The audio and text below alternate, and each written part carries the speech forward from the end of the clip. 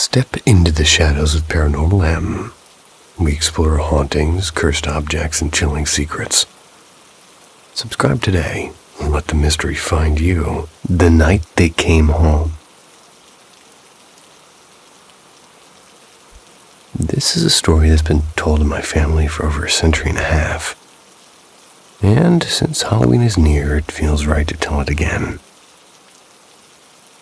My third grade grandmother, we're going to call her Clara. Again. Maybe the youngest of six, and when the Civil War began, two of her siblings had already passed away. And her two older brothers, Samuel and Henry, joined the Union Army. The family were staunch abolitionists. Their farmhouse in Illinois was even rumored to stop on the Underground Railroad. By 1863, Clara was 15. The war was dragging on, and months had passed without a single letter from Samuel or Henry. It wasn't unusual, of course. Mail could take forever to travel through battlefields and muddy county roads. And then came one of those storms that seems to split the world in two.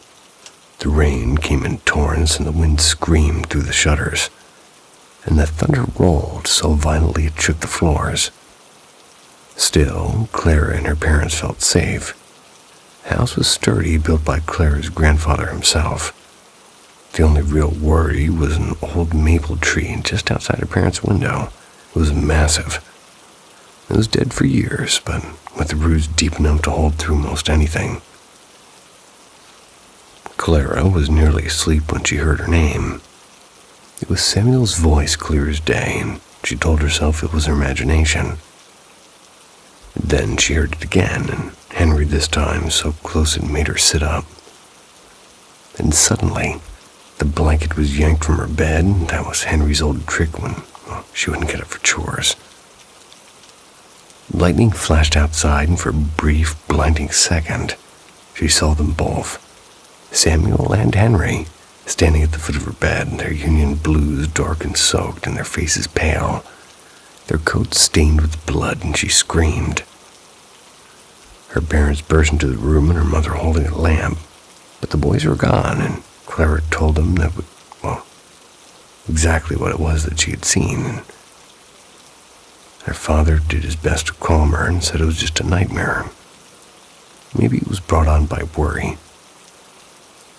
Then the thunder cracked again, louder and closer, and the sound of splintering wood tore through the house.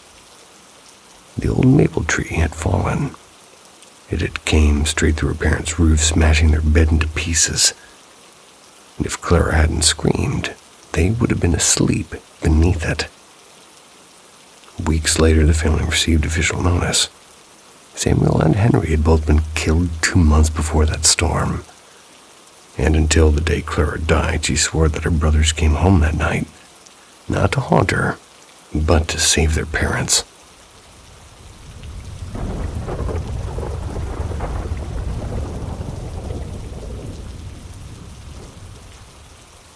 The Visitor by Moonlight. Over the weekend, I stayed at my grandma's house. Friday and Saturday night, actually.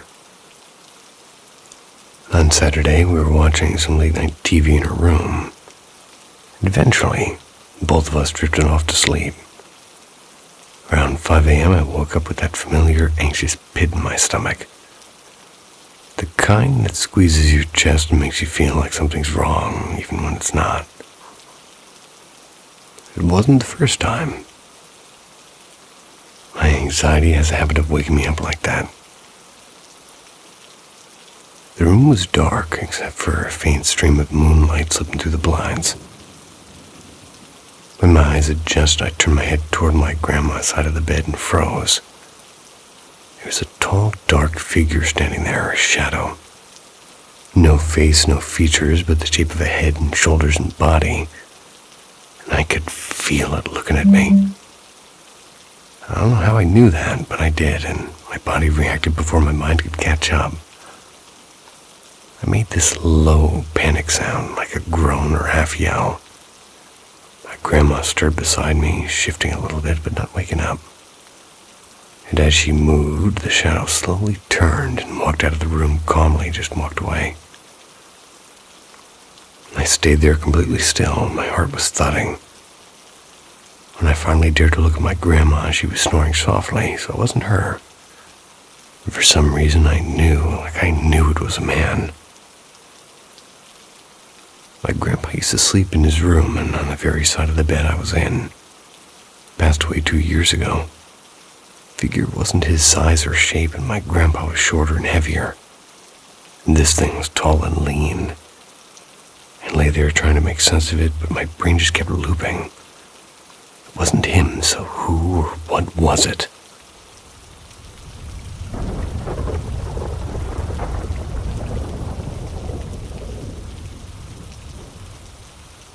The Typist in the Vault. I heard this one secondhand, but it stuck with me. It came from a guy I used to work with, a painfully practical fellow. The kind who double-checks his receipts and irons his socks. The sort of man who wouldn't exaggerate even if it earned him a raise. In the late 1980s, he was a junior programmer at a small town credit union in Washington State. The office was inside this creaky brick building. It used to be a law firm, back when men wore hats to work. One evening, he stayed late debugging some code, and everybody else had gone home. The fluorescent lights were buzzing, and the air felt heavy with that after-hours quiet.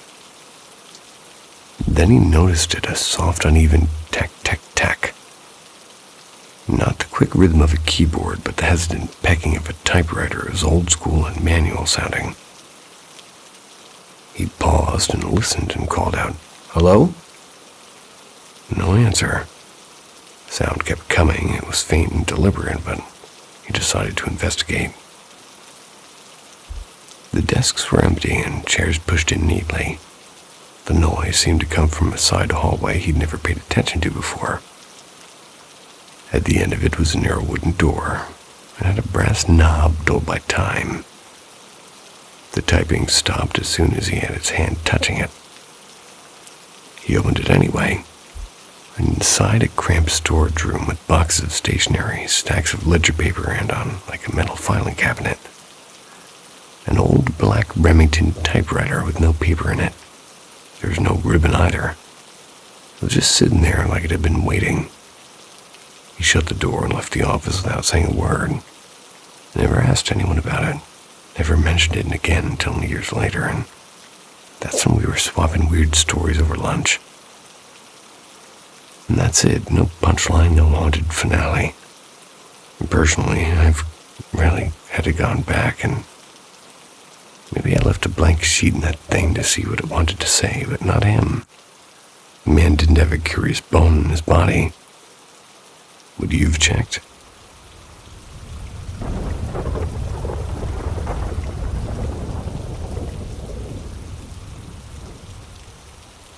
The Guests at Room 214. I once had a strange night at a Days Inn. It was just outside Round Rock in Texas. It had been one of those exhausting, heavy days. The kind where your chest feels too tight and you can't quite breathe right. At the time, I was lying in bed trying to calm down, and suddenly the air in the room dropped cold, like somebody had opened a freezer door. And then I heard a voice, and it was soft and it was clear as day. "You're safe. You're going to be okay." I looked toward the bathroom, and there he was. Only way I can describe him is halfway between light and shadow. He had eyes, and they were kind ones, but no real mouth. Still, somehow I could hear him. He seemed almost startled that I could even do that. Maybe even as surprised as I was. He told me it had been decades, or in his words, a very long time, he said.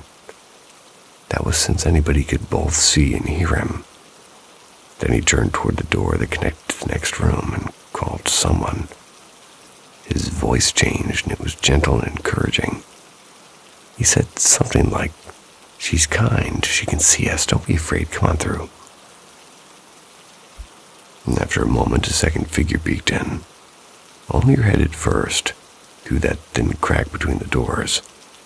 She kept asking me over and over, "Am I scaring you?" My husband was asleep beside me, turning over in his sleep. That made her flinch back, and the man stayed, though, hovering near the dresser, glancing at me like he wanted to make sure I was still hearing him. I told him quietly that I'd make my husband face the other way so she wouldn't be nervous. I got up twice that night to grab another sweater because it was freezing. I kept telling myself this had to be a dream, but I don't take meds. I'm not the type to imagine things. Eventually, he convinced me to step inside. She said she was worried because she didn't look normal, you could say. I told her I'd be okay with it. When she finally entered, she looked like a white shimmer in the air, almost human-shaped, but with no face, just light. And then she asked me if she could talk to my husband, not to him exactly, but about him. She said she could tell he was a good man, wanted to tell him how wonderful he was. She drifted close to him and whispered things I couldn't quite make out, all warm and kind. He stirred a little and she slipped into the door like a tide pulling away. I asked them if this meant I was going to die soon. The man's eyes softened and I heard a calm, clear no. Only if you choose to. They said that they were trapped there in that motel. At one point, the woman noticed my phone light up and my lock screen photos of one of our dogs, and she smiled and said, "You have 4, right?" I hadn't said anything about that. I showed her another picture and she lit up and said she loved animals. And then behind her, another shape flickered by the curtain. I asked the man if there was more like them. He nodded and said, "They all know you can see us and they want to come." And that one didn't feel right. I said I didn't want that and that the shadow disappeared, but finally turned off the light and they asked if they could stay, and I said yes. I barely slept and I could still feel them there, whispering quietly to each other about how strange and wonderful it was that somebody could see them. When I woke up, the room was still and warm again and they were gone. It wasn't the first time something like this has happened. First was when I was 12 and I saw a figure walk across our living room. But that time there was no voice, just silence. Ow.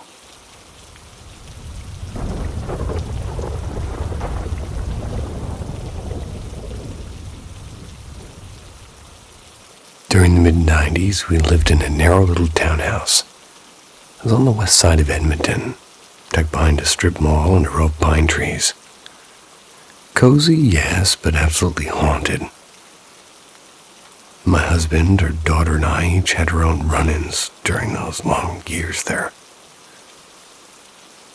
Our daughter, who was about 9, sometimes heard a little girl's voice chatting with her in the basement, asking her to come play. One afternoon, she and her best friend saw her doll swing start moving on its own. They came flying up the stairs, pale as a ghost, and another night she swore she saw a man walk out of her tiny office past her open bedroom door and down the hall. That was while her dad was still at work. She'd often end up asleep on the floor beside her bed and saying that she'd been woken by kids laughing and whispering in her room. My husband had his share too, and he'd hear me calling for him in another room only to realize I wasn't even home. I'd be at the pool or the gym with her daughter, and his work bag and tools would get moved around when no one had touched them. He still insists he doesn't believe in ghosts, but the moment I bring that townhouse up, well, he goes quiet and changes the subject. As for me, the weirdness started small. Once I saw the phone cord swinging slowly back and forth in the hallway when no one was around. All the windows were closed. Another time I ran to the convenience store across the street and left the door unlocked because I'd misplaced my keys. When I got back, door locked, I had to go back to the store and call my husband for the spare key. When I returned again, the damn door was unlocked. But the scariest moment happened on a quiet weekday morning around 9. still in bed reading, when suddenly I heard a girl screaming, crying, and pounding on her front door. I bolted down the stairs, barefoot, half tripping over myself, yanked the door open. The noise stopped instantly, and the street outside was empty. Not a soul in sight. Stood there with my heart racing. Sat on the front steps for a while, trying to process what I just experienced. When my husband got transferred a few months later, I couldn't have packed faster. We've had strange things happen since, but nothing as intense as that townhouse.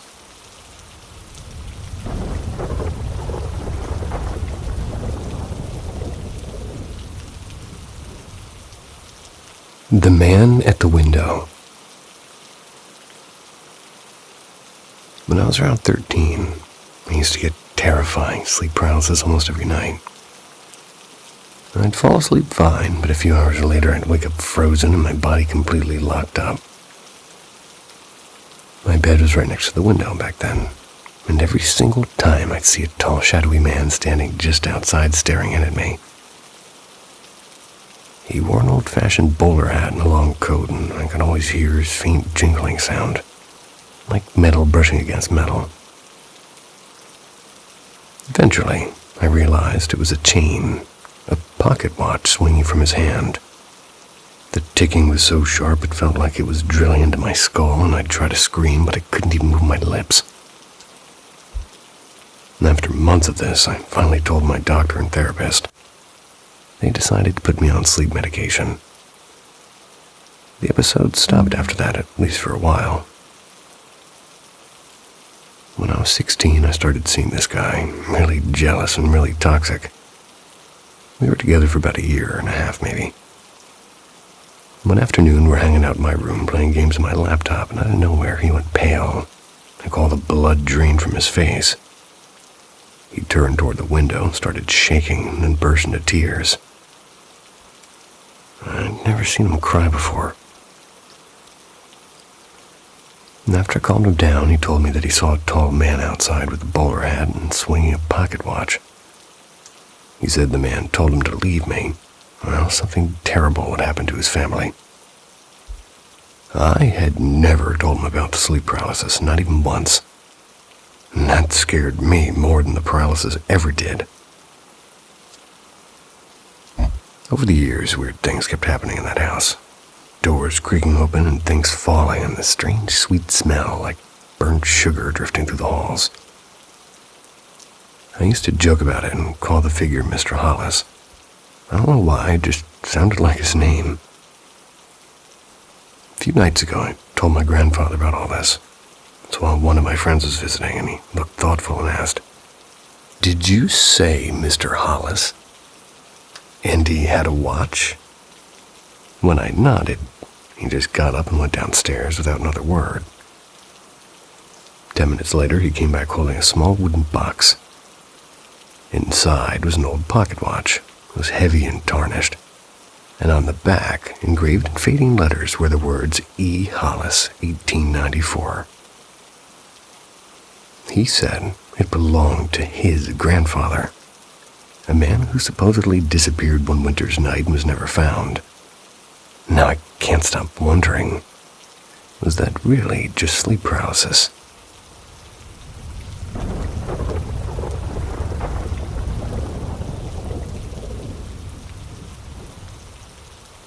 When the Walls Remembered.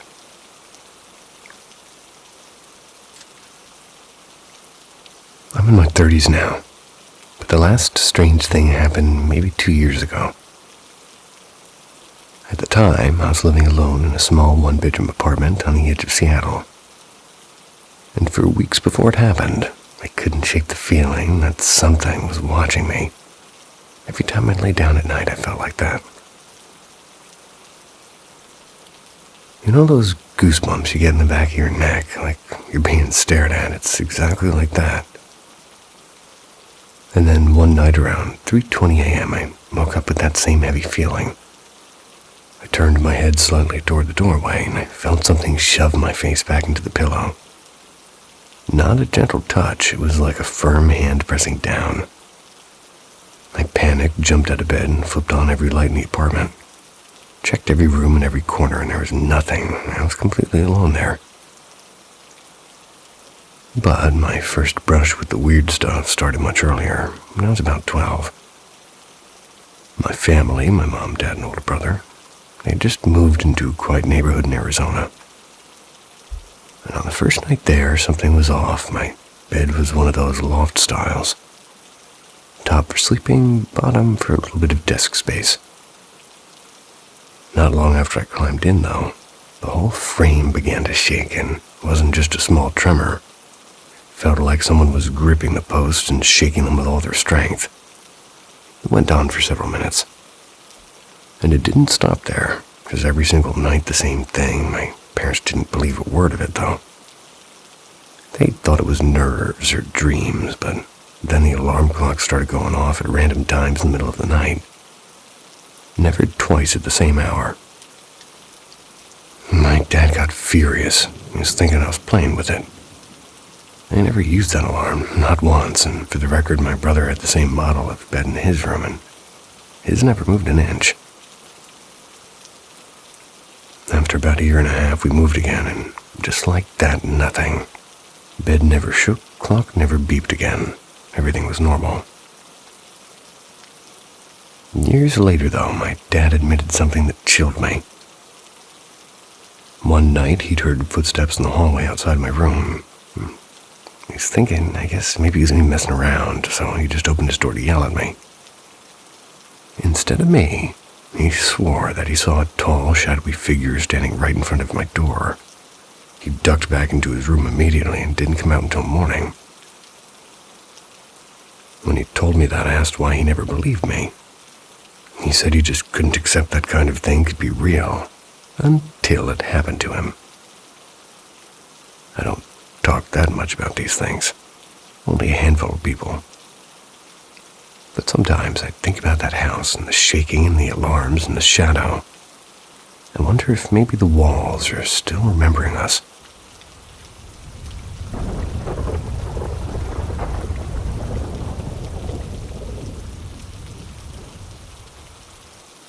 The Quiet Corner.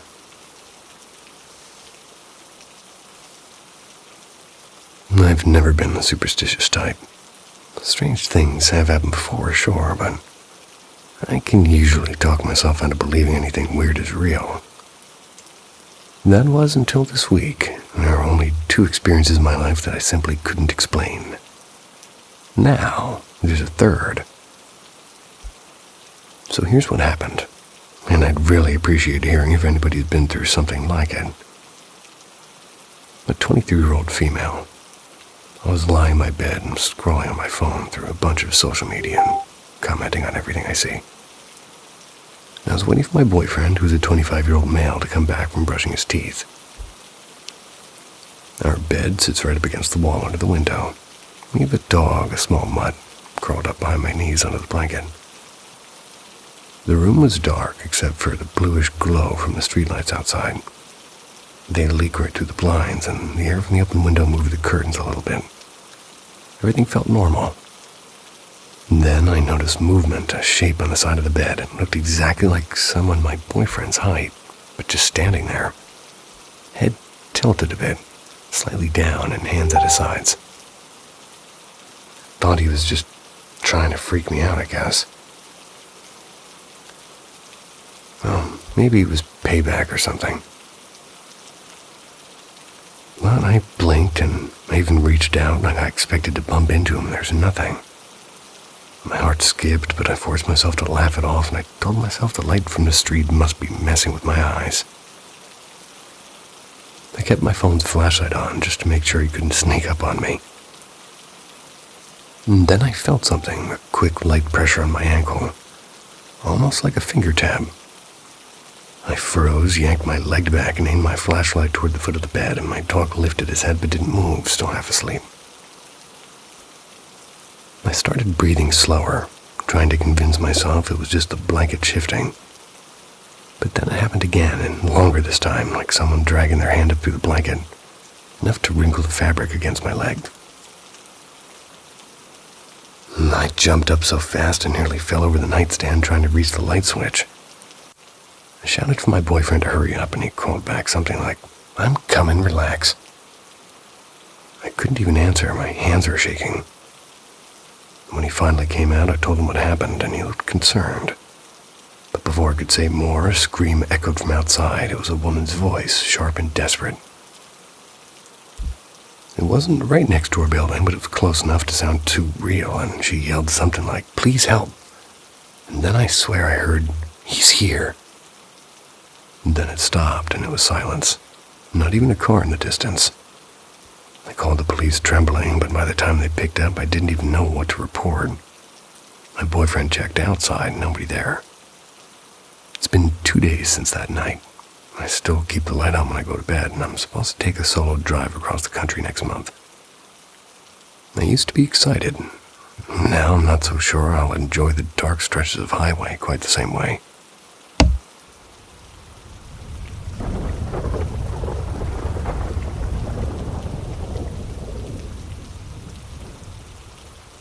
The thing on the rooftop. Hello, friends. What I'm about to share is one of the scariest things that's ever happened to me. And, by the way, it's not fake. It's the first time in my life I've ever seen something that I truly believe was a ghost. I live in a small town in Chhattisgarh. It's in India. And every night after dinner I step outside for a smoke, and kind of my daily routine. Just a short walk from my house is a row of old government quarters surrounded by trees. That night everything started as usual. It was summer and the air was hot, so I bought a bottle of cold water from the fridge. Around 11:30 p.m., while smoking, talking to my girlfriend on the phone, I stood near the small black gate that leads into the colony.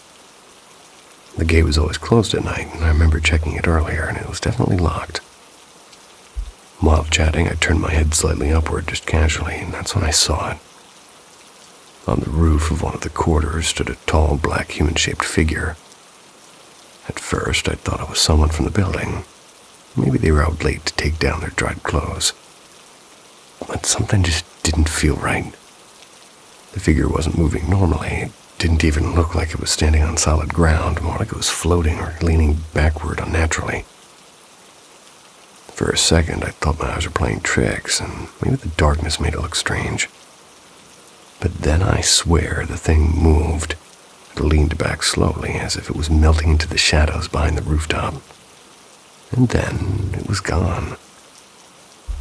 No sound, no footsteps, just silence. My heart started pounding, and I quickly walked toward the quarters to check the gate, and it was still closed.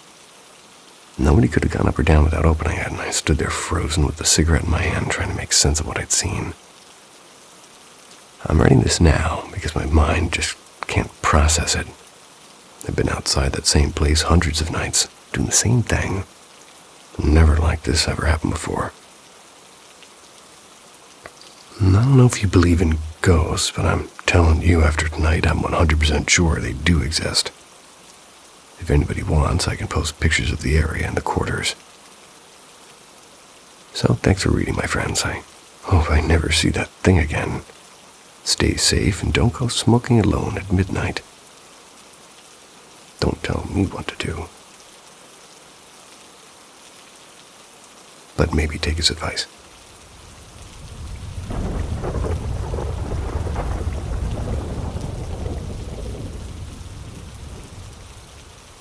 The house that didn't want us there. Me, my mom, my stepdad, and all three of my brothers, we rented this beach house in Outer Banks. We were planning to stay 2 whole weeks, and the place looked perfect online. 3 floors, ocean view, big balcony. When we got there, it was pretty big. I mean, me and 2 of my brothers shared a room with bunk beds on the middle floor. My oldest brother got his own room downstairs, and our parents stayed at the far end of our hallway. That first night I couldn't sleep. My middle brother couldn't either, and our little one. They were totally passed out. It was like nothing happened. But for us, every time I started drifting off, something strange would happen.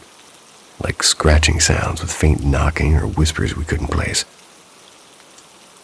One night, me and my brother decided to just check it out. We climbed to the top floor. Everyone else was asleep and the lights were off. but we could hear this light tapping near the big balcony window. It was so high up no tree could have reached it. We bolted back downstairs, slammed the door, and locked ourselves in. When we told her parents the next morning, my mom just said, "I don't like the feeling of this house." Even my oldest brother admitted he'd been awake all night because he felt off. By the end of that week, things got worse, and we left 3 days early, and none of us had ever talked about that house again. It's like it didn't want us there. The top floor was the kitchen and living room, a big open space with windows everywhere and that huge balcony overlooking the beach. That was where we'd hear the scratching most nights. During the day, we'd play board games like Uno and charades.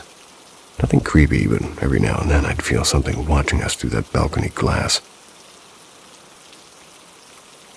I'd turn around fast, nothing there, but it felt real, like something pressing its stare into my back. One night I told my brother we shouldn't step outside for some air, and we circled around to where the balcony was, expecting to find a bird or maybe loose branches scraping the wall. There was nothing, and it was completely still. And then out of nowhere we heard this small boy giggling, soft but close. We thought it was our little brother sneaking around, but when we realized he was inside asleep, we just ran back in faster than we ever had. When we told our parents, they checked outside, came back and said, "There's no one out there. Are you sure you didn't imagine it?" And I swear that moment made me question my own sanity. Our floor was the middle one, bedrooms and one long hallway. The fifth night was the worst, and ironically, it was the only night I managed to fall asleep for a while. Around midnight, I woke to slow footsteps outside a room. Thought maybe it was my mom heading to the bathroom, but when I peeked out, there was no one there, and then I saw a faint glow from upstairs, the kitchen light, I think. I could have sworn we turned that off, so I went up to check. The air up there was heavy and still, like the ocean had stopped breathing. No one was around, and for some reason I walked toward the balcony, which is the biggest mistake. I opened the door and looked down, and there she was, a woman standing on the sand below, and she was pale and her hair long and dark. They were wearing something like white, like an old nightgown. Her eyes were completely blacked out. She wasn't moving, just looking up at me. And yet she looked familiar, like somebody I'd seen before. As for the bottom floor, where my oldest brother stayed, we never found out much. He said he'd hear footsteps above him, even when everyone was asleep, so he never stayed in that room again for the second night. And none of us have been back to the Outer Banks since.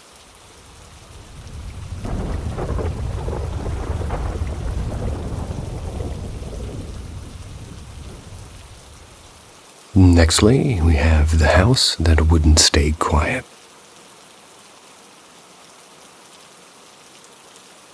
I think it all began early this year, and let me just take you right into it. For context, I'll start with the house. I live in a big, quiet home in Massachusetts with my fiancé and his parents. I've been here almost 4 years now, and we stay in the lower level. It's completely finished. More like a little apartment than a basement. The place was built around 2002, and one of the first odd things I noticed about this property was that when you look it up on Google Maps, it seems to show up as an old chapel site. But the actual chapel, according to Google, is about 1.5 miles down the road. Strange little coincidence, right? Anyway, I just brushed it off, and, well, until I started seeing something. Out of the corner of my eye, I'd catch this pale gray figure near the small kitchen area at night. At first, I figured I was imagining it. I'd had a few glasses of wine those nights, so maybe that was it. But it kept happening, even when I was totally sober, and it was tall, almost human-shaped, but never clear enough to see a face. Just a blur that would vanish if I turned my head. By March, my fiancé's mom posted something on Facebook that caught my eye. She works in healthcare like me, and she asked if anybody else had ever brought something home from the hospital. She said that she felt like somebody was watching her, and that freaked me out, and I messaged her right away. I told her what I'd been seeing downstairs. She burned sage in the house soon after, and honestly, it seemed to help for a while. Then came April 23rd, and she made another post saying that she needed another cleansing because the knocking sounds were back. The dogs were barking at empty hallways again. That night I woke up to go to the bathroom, and as soon as my feet touched the floor, the printer across the room turned itself on and filled the whole space with light. My heart dropped. I just did my business, turned over, and tried to sleep again. A bit later, I'm half asleep when I just felt the bed jolt, like someone had hit the corner of it. And then I felt a breeze move my hair, and I froze, pulled the blanket up over my head, and didn't move again until that morning. On May 9th, my fiancé's mom posted again. She said she saw a thick black shape float past the hallway, and coincidentally, that same weekend, my fiancé and I were away in Vermont. When I came home, I didn't see her post until 2 days later. It was about what happened on Mother's Day. May 12th, and that day already hurt. It marked 1 year since I lost my baby. It also happened to be Mother's Day. Oh, that's horrible. I was inside fixing plates for dinner when I saw something drift past the hallway and low to the ground. It was darker than the shadows around it.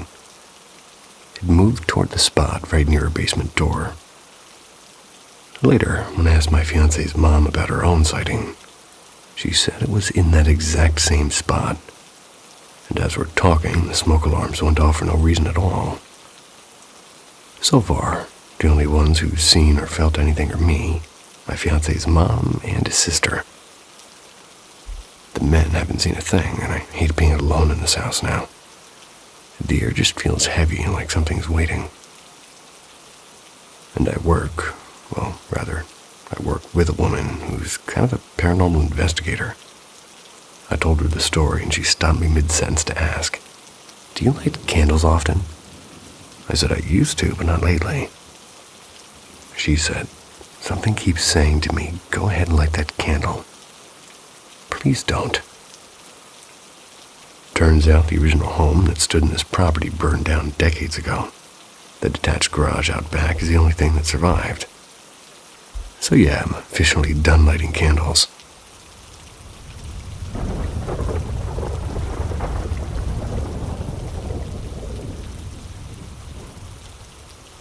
The Green Monk at number 42.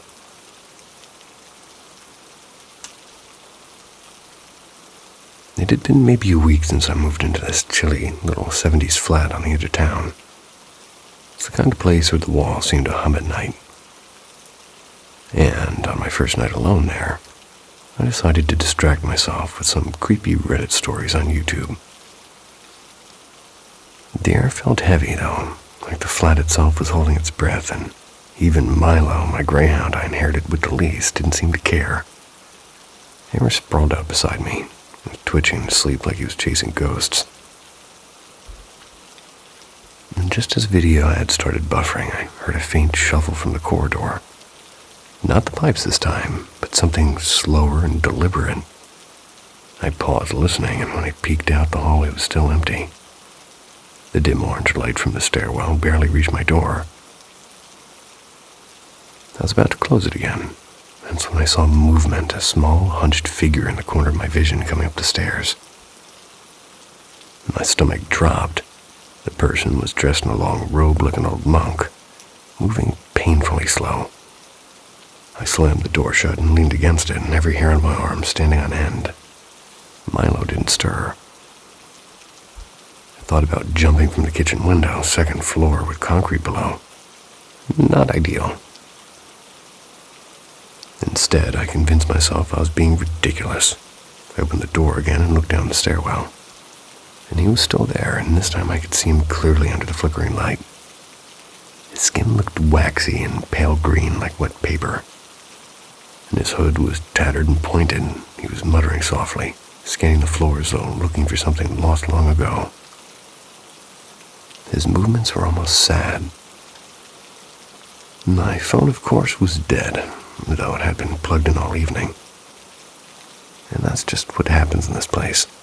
Everything works until you need it most. I feel ya.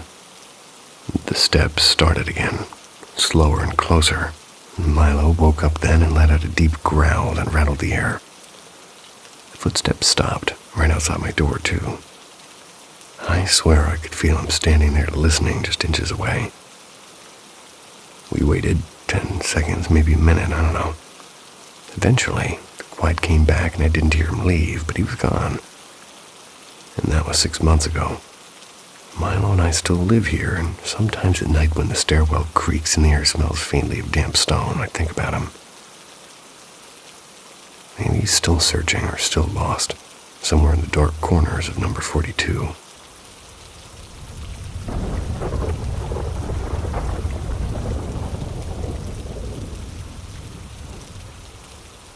The House with the Yellow Curtains. My aunt's house is haunted. Period. I've been saying it for years, but everybody just laughs it off because nothing bad has ever happened there, as they say. Recently, though, a few family members started noticing weird stuff, finally asking if I thought the place might be haunted. I just gave my mom a look like, oh, now you believe me. Anyway, let me tell you a few things. When I was a kid, maybe 10, I used to see figures standing in the hallway outside my room. They weren't full people, more like dark, fuzzy outlines that kind of swayed. Sometimes they'd peek in like they were checking if I was asleep. It freaked me out completely. But I was young, so everybody said it was just dreams. A few years later in high school, I started thinking maybe I was losing my grip. One night, I'm brushing my hair in the mirror when a voice behind me said, "Who are you talking to?" I spun around so fast I nearly fell over. Thought my aunt was playing around, but she was in her room with her door shut, already snoring. I tried to shake it off. I went to bed, and I was just about to sleep when I heard two voices. They were whispering from the corner of the room. "Does she see us?" "Not yet."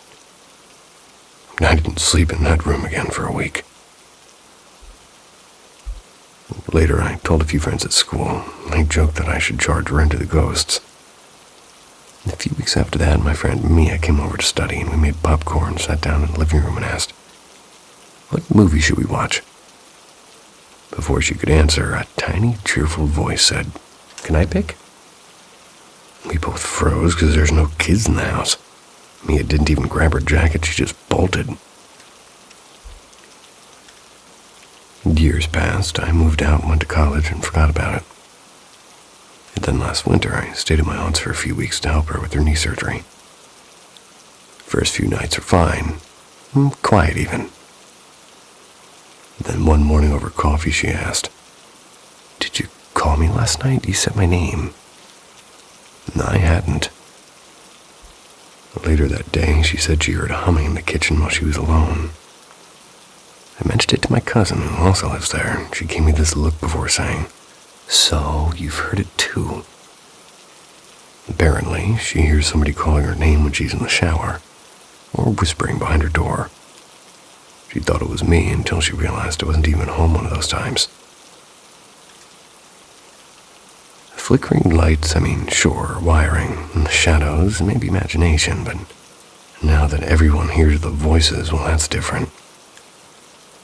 I don't know what's in that house, and it's been there long before me, and it's getting comfortable.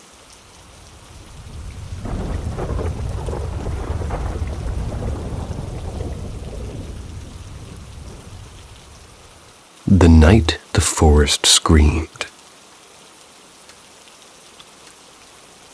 I've never told this story before. Fair warning, because it's a weird one.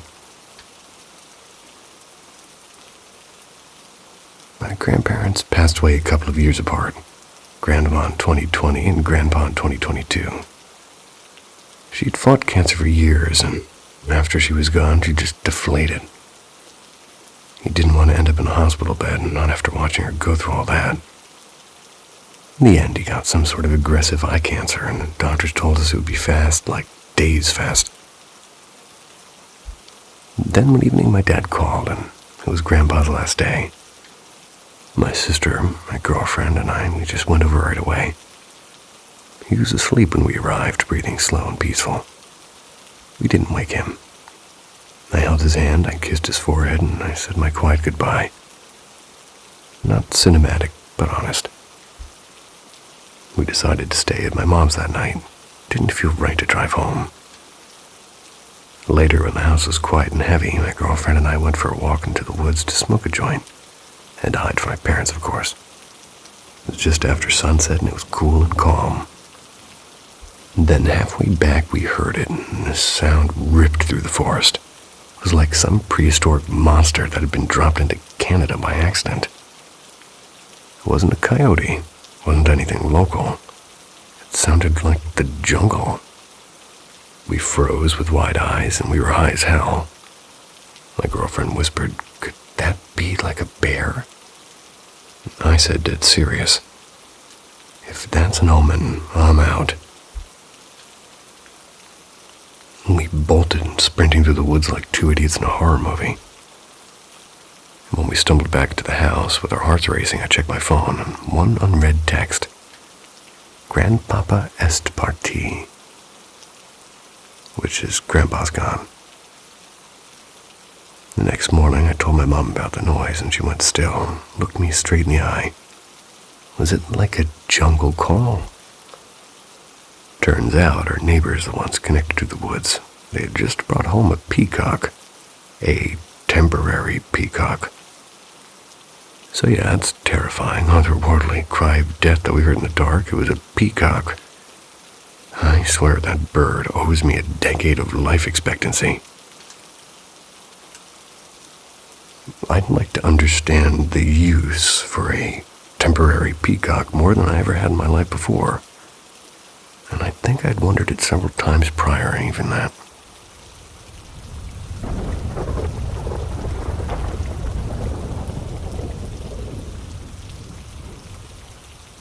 The night my room turned into a drawing. Hey. So I was just chatting with my partner of 11 years about something that happened when I was a kid. Figured I'd throw it out here. Maybe somebody has an explanation too. And for context, I'm generally a very rational person. I don't buy into ghost stories. I usually roll my eyes when people start with, "You won't believe what happened." But a few days ago, I never went on about how her house was haunted, and she's a bit eccentric. Somehow I pulled this memory right out of storage. It must have been around 10 or 11, and I'm 32 now. And one weekend, my best friend was sleeping over, and I shared a small room with my younger brother. Bunk beds, of course. Normally, I slept on the top and he on the bottom, but since my friend was the guest, I let him choose, and naturally he picked the top. But here's where things start to get weird.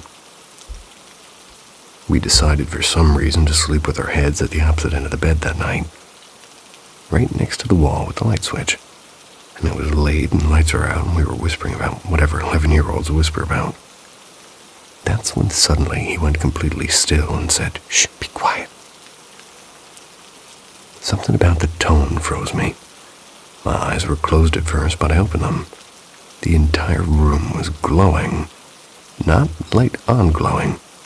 More like everything was made of white paper and drawn in black pencil outlines.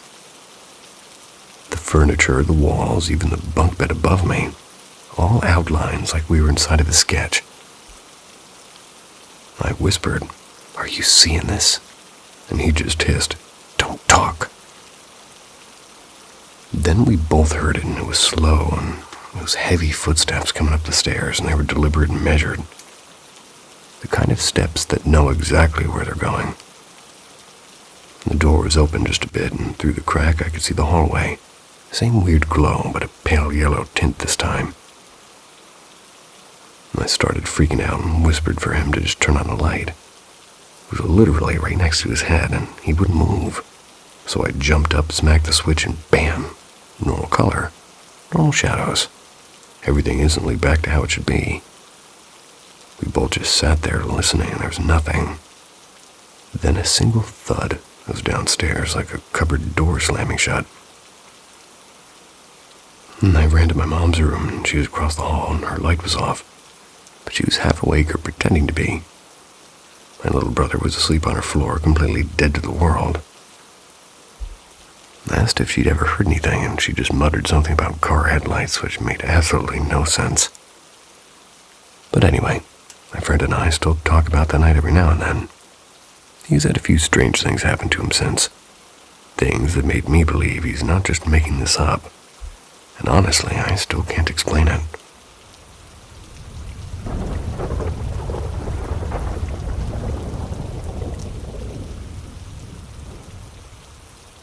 The Night Without Eyes. When I was 12, I remember lying awake in bed, somewhere around 10:30 at night. I wasn't tired, not even close. The door to my room was half open on the left side of my bed, and I kept staring through it. I was doing absolutely nothing, just waiting for sleep to find me.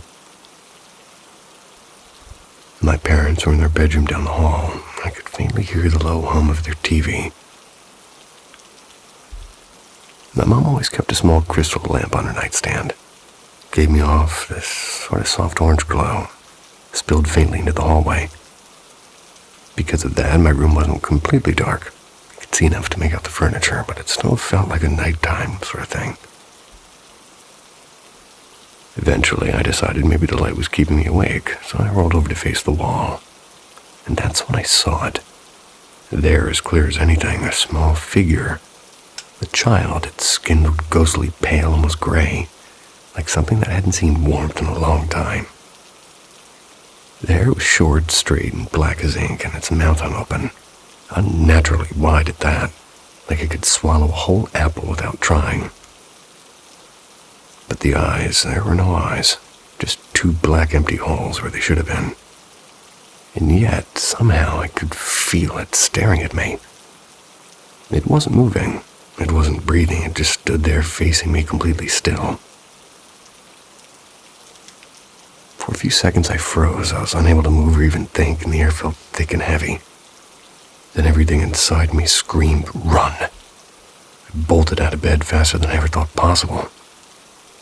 Tore down the hall to my parents' room, and I was crying, shaking so hard I could barely speak.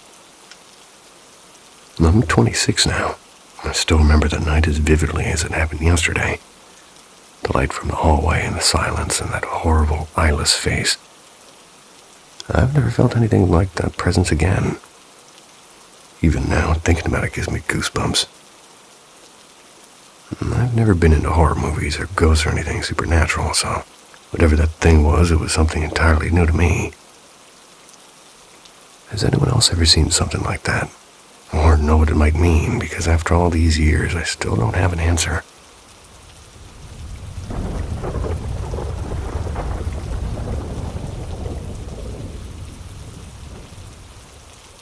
The Woman on the Ridge.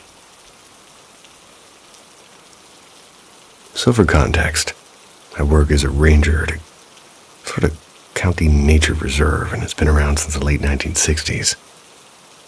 It's a huge area, winding trails, old oak groves, open meadows, and the works. There's this one ridge I like to escape to during lunch breaks. It's quiet and breezy and high up enough that most visitors don't bother climbing there. Anyway, one day around 12:15, I'm sitting up there with my sandwich, looking down toward the picnic grounds, and I noticed something strange. A woman I'd never seen before. She had light brown hair and wore what looked like an old-fashioned floral dress, maybe something from the mid-70s. She was completely soaked, and this was on a bright, clear afternoon. The only water nearby was a small pond. She wasn't muddy at all, just wet, like she'd been caught in a storm that didn't exist. She was hugging herself and walking fast and looked scared, like she was trying not to cry. I called out, "Hey, you all right?" And there was nothing. She didn't even glance at me, but then louder said, "Do you need help?" And again, no reaction at all, not even the faintest acknowledgement that I existed. I looked around, expecting maybe somebody else nearby, but there was nobody. Turned back to the trail she was heading down, and she was just gone. It's a long open path, no turns, no brush thick enough to hide somebody that quickly. Next week, same shift, same ridge.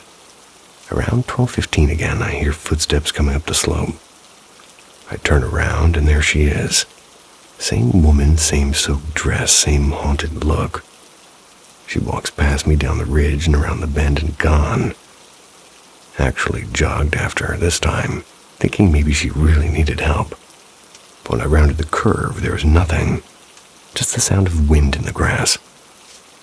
And the third time, and yeah, there was a third time, I was ready. I went early, sat in the same spot, and sure enough, at 12:15 sharp, she appeared again. Same direction, same everything. I followed, keeping my distance, and when she was just about to disappear behind the same strand of trees, she vanished mid-step. No trace, no footprints, no sound. I dug through every bit of local history I could find, park records and newspapers and even police reports. Nothing about a missing woman from the 70s. No accidents near that ridge. But I swear something about that spot feels colder now. Haven't eaten lunch up there since.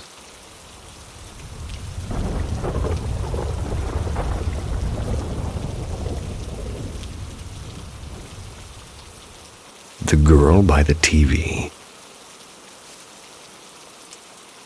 I have a strange little story that happened to my younger brother. It was around 2008 or 2009. This wasn't just once. It happened a couple of times. The first time was at my grandmother's apartment. Everyone was having one of those peaceful afternoons. Music playing and people talking, that kind of day. And then out of nowhere, we heard my brother crying from the hallway. Now, this hallway connected straight to the living room. You could see all the way down. We all turned, and there he was, sitting on the floor, crying and pushing himself backward like he was trying to get away from something. We asked him what was wrong, but he couldn't say a word. He just screamed and cried. My grandma pulled him close, sat him against her legs, but he kept pressing his head back as if something was still in front of him. And in our culture, there's a small charm, kind of like a seed or an acorn. It's used to protect you from spirits. And if you wear it, the spirit supposedly can't follow you anymore. So my grandma did that, and after a couple of hours, things kind of finally calmed down. But later that night, I asked him what happened, and he whispered, "There was a girl. She kept coming closer to my face." A few years later, we moved into a new house. And 5 days before the move, my brother and I went to explore the backyard. And there was a little gate at the back, and my brother went to check it out. It led to the back door of the house. About 5 minutes later, he came running back to me, pale as a ghost. He said, "I just saw somebody walk into the back door, and he had a tall hat like Abraham Lincoln and a black suit." We didn't say a word to anyone, just pretended that nothing happened. A year after that, we're all watching a movie in the living room. My brother had a fever, and I'm lying on the couch next to us. Everything was quiet until he suddenly sat up and said, "Who is that?" I asked who's who. He pointed toward the TV, and I thought that he meant one of the actors, but he pointed again. And this time, right next to the TV, my stomach dropped. I asked where and what they looked like. He said she's standing next to the TV and her hair's covering her face. Well, it's been about 6 years since then. I never figured out why my brother saw those things. But maybe some kids really do see what the rest of us can't.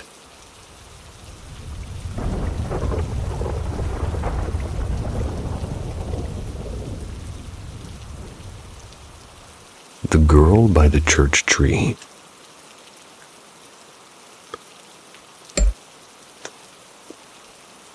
So this happened a few months back, around late May. Had a weekend sleepover with my 3 best friends. and our grand plan was to make s'mores and binge a scary game, the quarry, stay up until dawn. I live in a quiet suburb and kind of blurs into the countryside. And across the street are a few houses, and behind mine there's this huge open field owned by a Catholic church.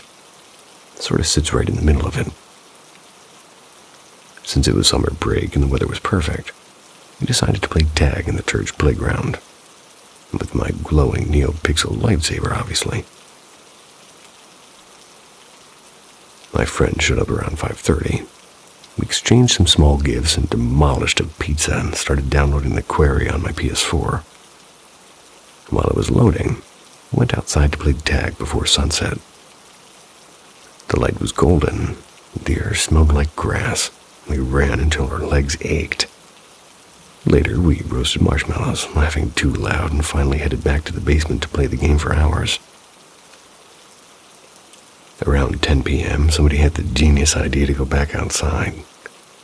It was properly dark now, perfect for running around with a glowing lightsaber.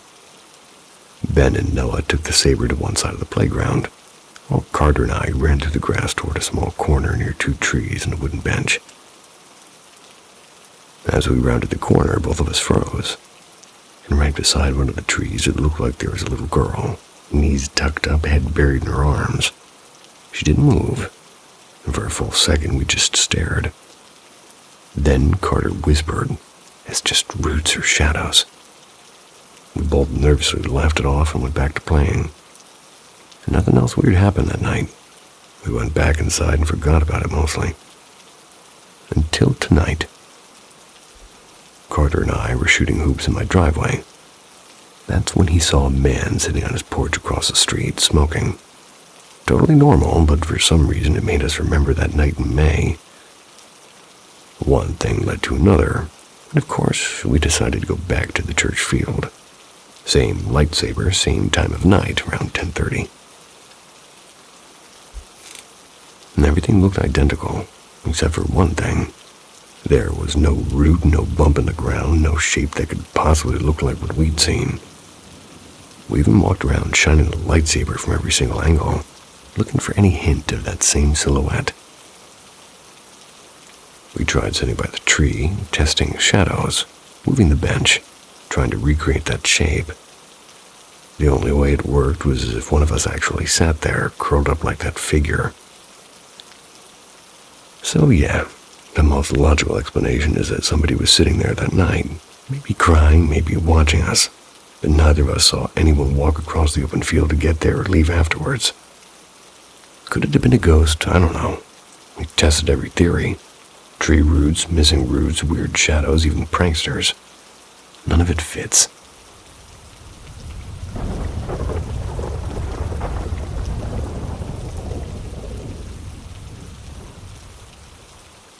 The door that wouldn't stay shut.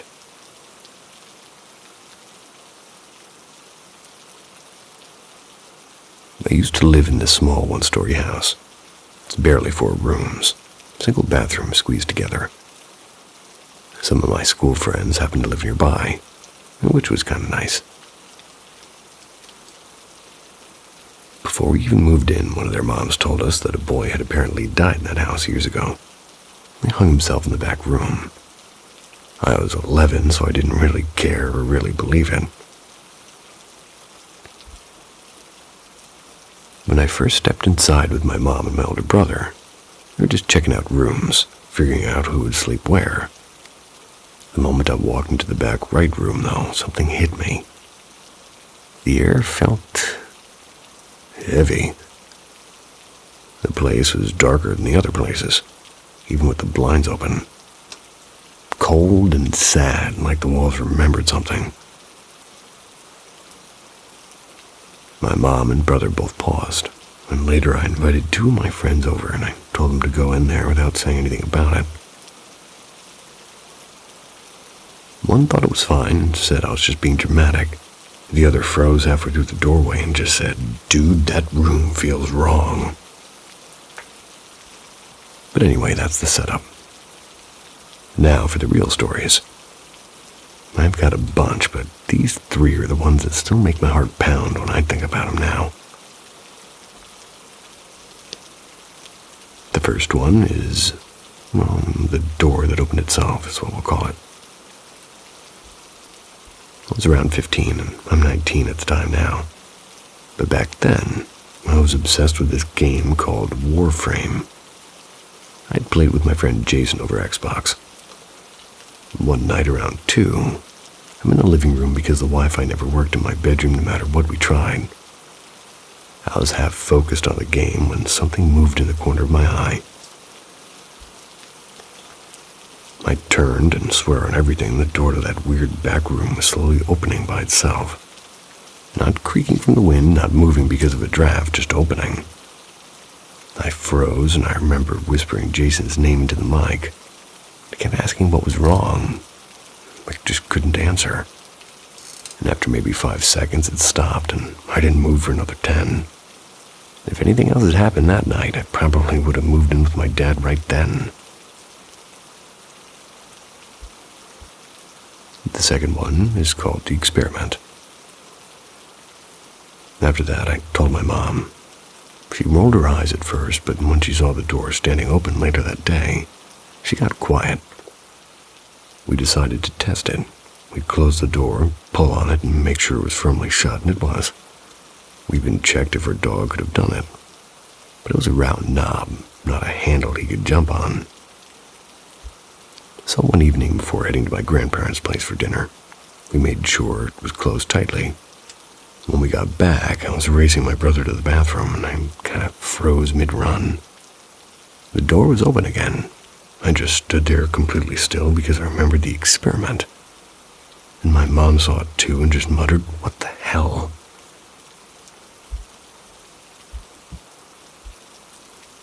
The closet. This last one didn't feel that scary in the moment, but looking back, it really was. I was lying in bed in a school night watching YouTube starting to drift off. I turned my phone off, plugged it in, and shut my eyes. Then I heard this soft clinking. My hangers in the closet was rattling. And I looked over and they were all swaying slightly, like somebody was brushing past them. I told myself it was just the air conditioner, and I rolled over, turned my back to the closet. And that's when a chill ran across my whole body. I heard one of the hangers fall. Then slow footsteps. Soft, slow, coming from the closet toward my bed. I just whispered to myself, "Nope, I'm going to sleep."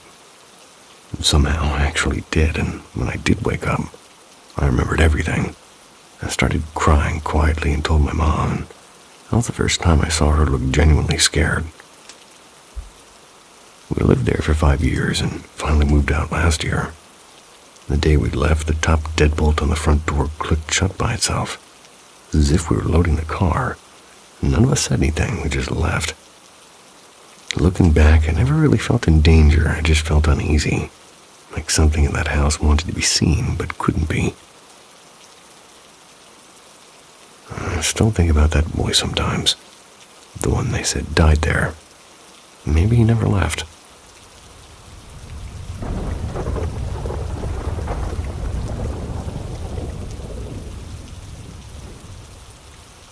The tenant who wasn't there. In 1987, I had a friend named Mark, and yeah, it's his real name. They were searching for a new place to rent. We lived in a small university town, where rent was a little bit too high to be comfortable. So when Mark stumbled upon a 2-bedroom house with a fenced-in yard and freshly painted walls, and rent that didn't make him cry, he thought he'd struck gold. It looked perfect. So we moved in. A week later, Mark showed up at my house late in the evening, sat down with my mom and me, and after some awkward small talk, asked if he could stay the night. My mom said sure, and I was puzzled. His new place was barely a 10-minute drive away, and that's when he told me something was off about the house.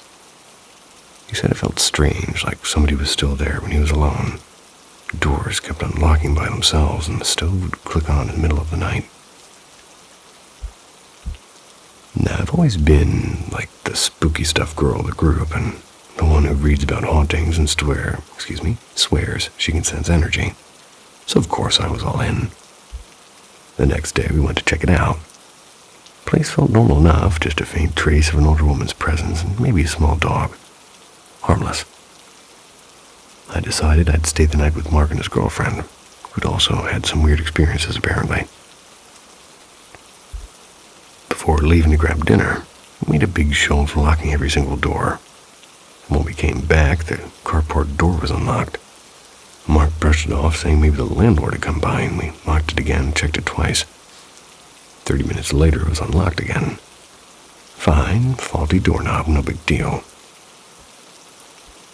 Then, while we're sitting in the living room, a framed picture slid off the wall and hit the floor.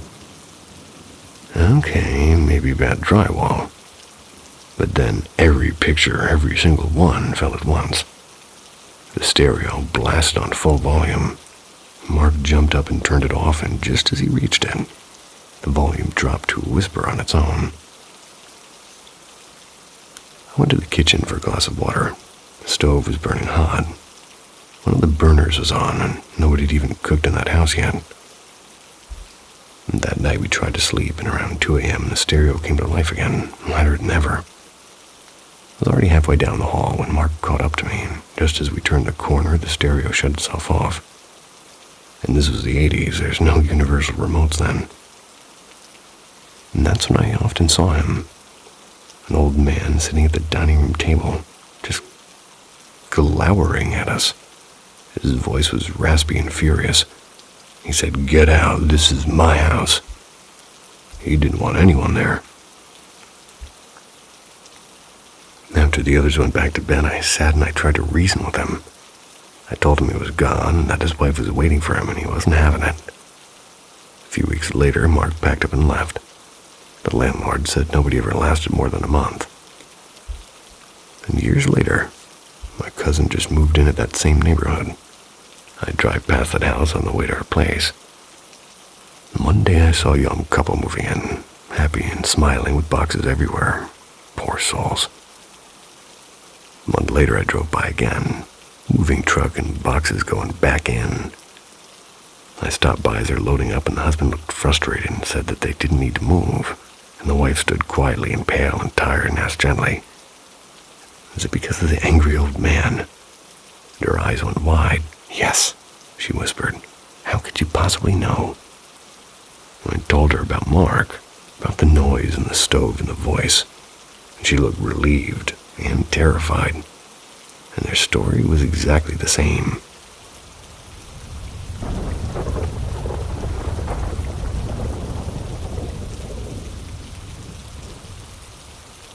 The Girl by the TV. I have a strange little story that happened to my younger brother. It was around 2008 or 2009. This wasn't just once. It happened a couple of times. The first time was at my grandmother's apartment. Everyone was having one of those peaceful afternoons. Music playing and people talking, that kind of day. And then out of nowhere, we heard my brother crying from the hallway.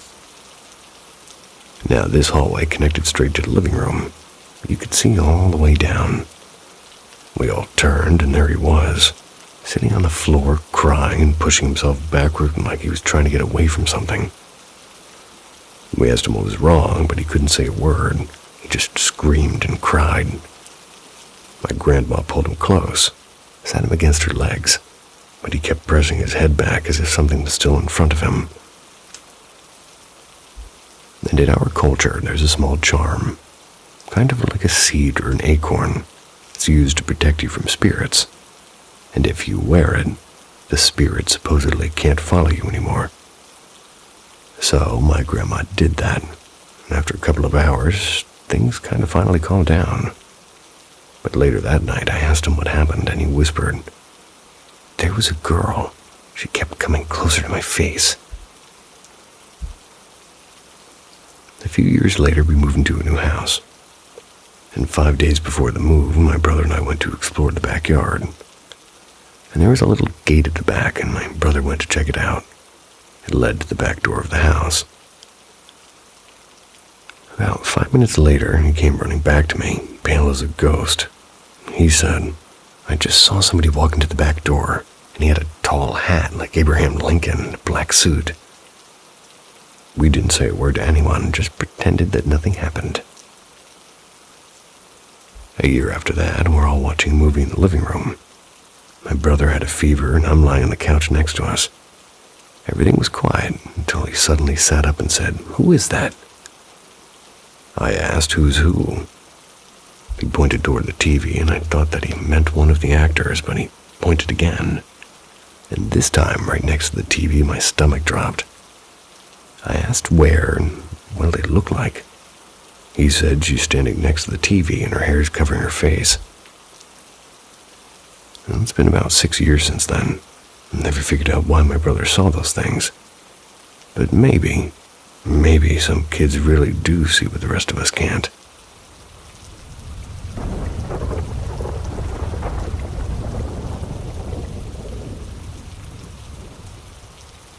The Lady by the Creek.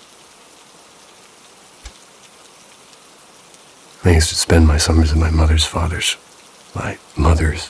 cabin.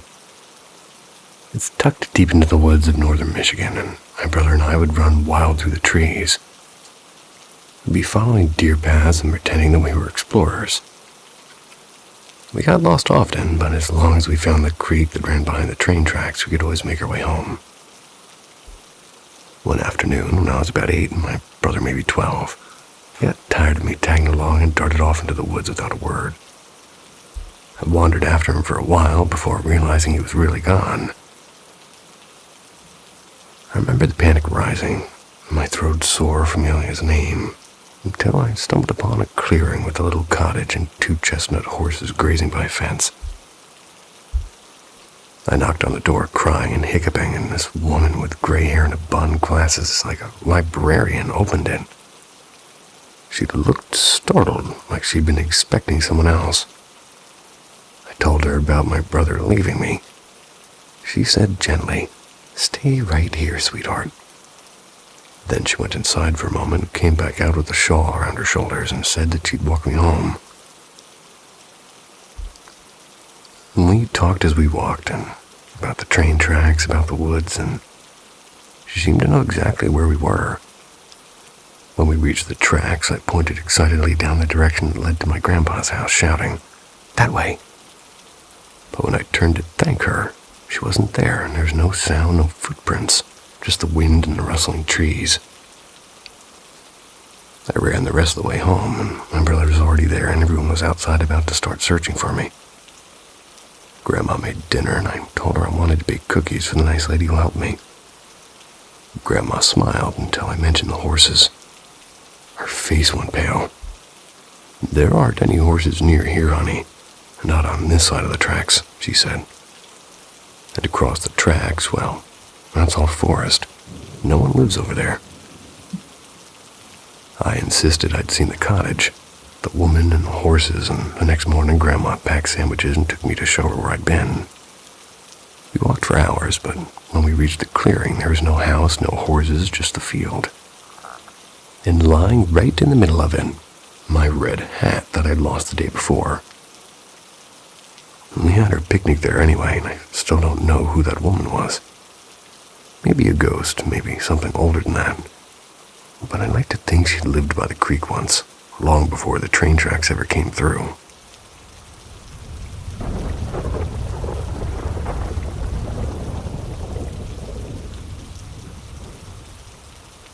The Giggle in the Glen.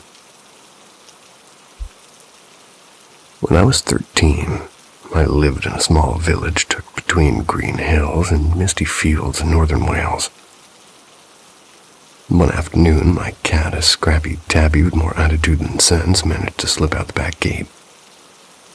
She was always getting into trouble, but this time she'd vanished completely. I started searching around the village lanes, calling her name until I remembered a stretch of old forest at the edge of town, a place I'd never dared explore before. Something about it always looked quiet, but thinking the cat might have chased a bird up there, I decided to go check. The woods were darker than I expected. My voice sounded strange when I called her name.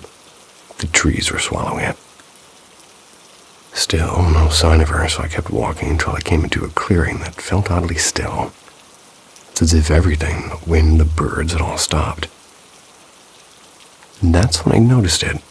Faint crunches in the dry leaves behind me. Footsteps perfectly matching my pace.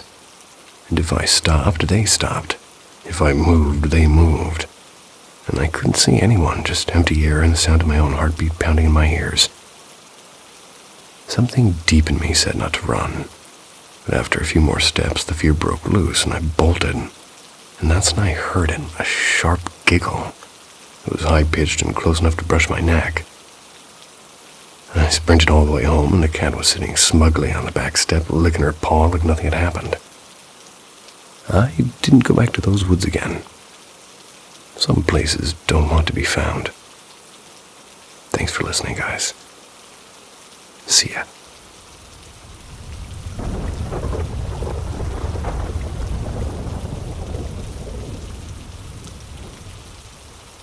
Step into the enigma with Paranormal M. Our stories will take you on a roller coaster of disbelief and wonder. Subscribe and hit the notification bell to embark on a journey through our latest captivating tales. Glitch in the Matrix. It happened today. I was watching the movie Nope on Amazon Prime along with my mom and her dog. There's a small ottoman that sits on the floor in the living room, circular in shape with a lid. As I'm watching the movie, the ottoman lid begins to lift by itself and closed abruptly. It made completely out of wood. The dog, myself, and Mom proceed to just stare at it. The ottoman is woven and you can see through it. I thought maybe a small animal was inside. I get up to lift the top off the lid and see nothing inside. It's empty. The lid has some weight to it, too. I proceed to fan my arms at it. I'm checking to see if maybe a gust of wind lifted the lid. The air wasn't on. Windows weren't open. I thought maybe the vibrations from the soundbar lifted the lid. I rewind the movie back 20 seconds to see if the same thing would happen. Absolutely nothing. We proceed to finish the movie. Nothing has happened since.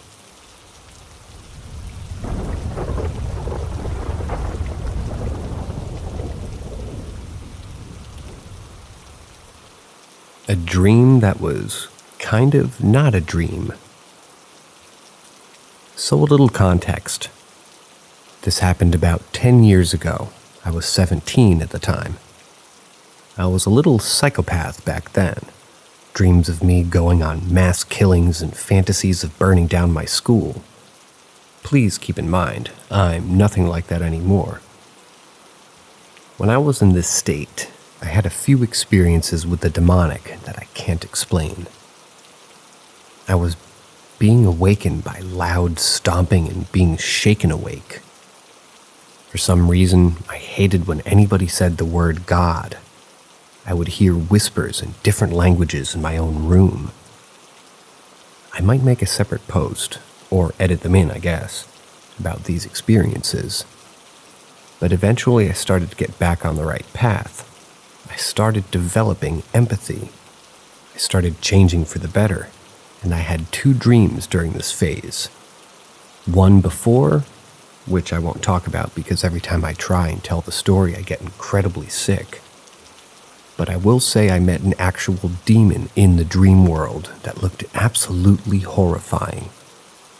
And one after the phase. So one night I slept and I was having a normal dream. Can't remember fuck all about this part of the dream, but this normal dream did a complete transition. It went from a normal dream to me in my bed listening to footsteps of something coming to my room. I turned to look at my door, and the second that I felt this presence get close, what I saw was a dark entity of myself. I had a fight-or-flight response, and since that door is the only exit, I threatened it. If you don't leave right now, I swear I'm going to. Before I finish, it teleports right to my bedside and holds my arm and shoulder down. I feel excruciating pain in my shoulder. I jolt awake and I realize that I'm in the exact same position I was in that dream. There are other dreams I could share, and I might edit them in within the week. Out of most of the paranormal events that I've experienced, with the exception of a few, the dreams of them are the ones that are most interesting to me. As it is said, you aren't capable of dreaming somebody that you have never seen before. Yet I have seen dreams of horribly disfigured creatures with horns that I certainly have never seen before in my life. But anyway, if enough people are interested, I might share more stories that don't cause me physical discomfort. Sorry for the bad writing, it's late and I need to get some sleep.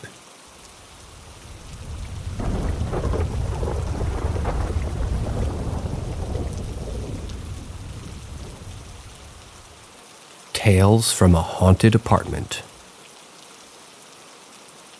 I've been experiencing paranormal occurrences since I was 7. And while most things were still absolutely weird and almost impossible, they were also theoretically explained by something, however unlikely. But a few occurrences were completely impossible, and this is the story of one of those occurrences. It was a Saturday in 2015. I was in my early 20s, and my boyfriend, now husband, was at work. Saturdays were always my cleaning days, before he got off and we were relaxing for the weekend. I was washing dishes at the sink next to the stove, separated by a small section of countertop. I would line up the dishes that I would wash in order on the stove on the top. This is relevant. And I had a spatula up against the back of the stove, just under the dials. A rerun of Dr. Phil was on. I would go watch between commercials and return to dishwashing during the commercial breaks.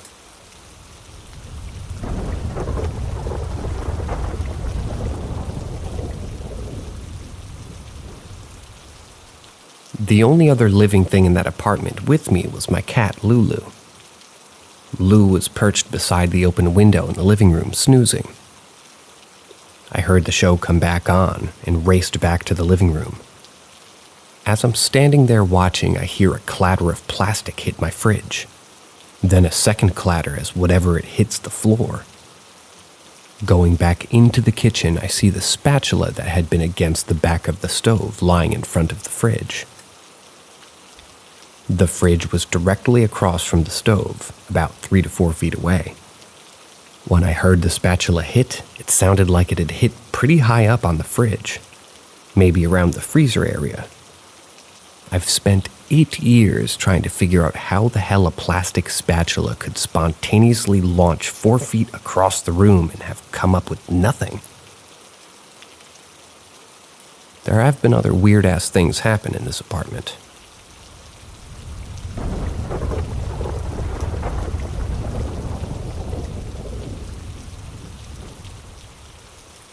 Tales from a Haunted Apartment, Part 2. A couple of weeks ago, I posted the most out-there, unexplainable paranormal phenomenon that occurred in the apartment that we lived in prior to where we're at now. I would link the post, but I'm a bit illiterate in the ways of Reddit posting. I'm more of an avid lurker. My apologies. I want to post the other experiences that I've had in that place before moving on to sharing my more recent occurrences. Story number 1. To my recollection, this is the first experience I've had in the apartment, circa 2014-ish. My husband was working night shift, and I was laying in bed around 7 p.m. I was either reading or watching TV. It was just my cat and I, and she was sleeping on the bed in the far corner. It was early summer, but it was raining hard, so the windows were closed. My attention was diverted as my almost fully open bedroom door started to close slowly. I just watched in disbelief as it closed all the way, latched and clicked. Open again all the way until the doorknob hit the wall behind it. Close fully again, then open again to almost its original position. The whole deal lasted about 30 seconds. I was absolutely stunned. Nothing so visual or brazen had ever happened before. I tried to rationalize it as maybe the upstairs neighbor had stepped on the floor in a weird way, repeatedly. But we lived there for 4 years after this happened, and our upstairs neighbor was loud. All caps. It almost sounded like dragging across the floor whenever he walked, and I've had the incoming old lady moment bang on the ceiling different times when he was speaking, or arguing with maybe a significant other. Super loudly, mind you. The point is, with such heavy-footed, loud neighbors, the door thing never happened again. Story number 2. A few years pass, and my husband is now working day shift. I was doing shift work, and that particular week I was getting off at work at 1 a.m. Hubby would always stay up until I got home to make sure that I was safe. We would then smoke a bowl or two, and he would go to bed, and I would stay up playing video games. Nice. 4 or 5 a.m. rolls around, and I figure I would just crash on the couch instead of disturbing husband's sleep, and he would get me up at 7 when he awoke. And, as it would be, just send me to bed. I threw on the TV and I laid down on the couch, waiting to get tired enough to actually fall asleep. Whatever I was watching went to a commercial break. I'm about to light up a cigarette when I hear a knocking on the wood floor, directly in front of where I'm sitting. I think I actually stopped breathing for a moment. We lived on the bottom floor, and this did not sound muffled, as if it was coming up from the underneath, but rather as clear and concise as if somebody had rapped their knuckles on the wood of our floor. There's a moment sometimes when stuff happens where you're just like, was that even real?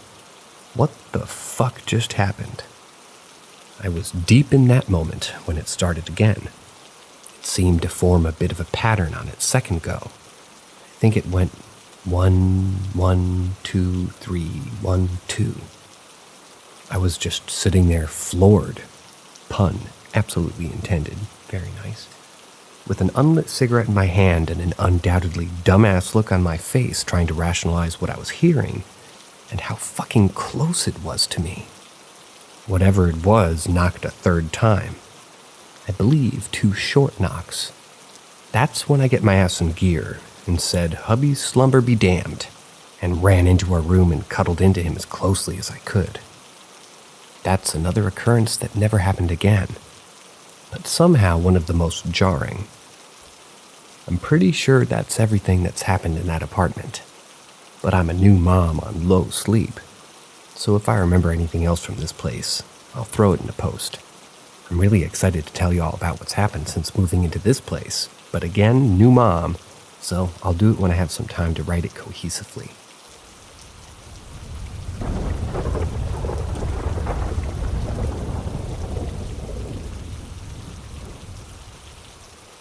Experience on the Big Island of Hawaii. I was living in Hawaii temporarily on the Big Island.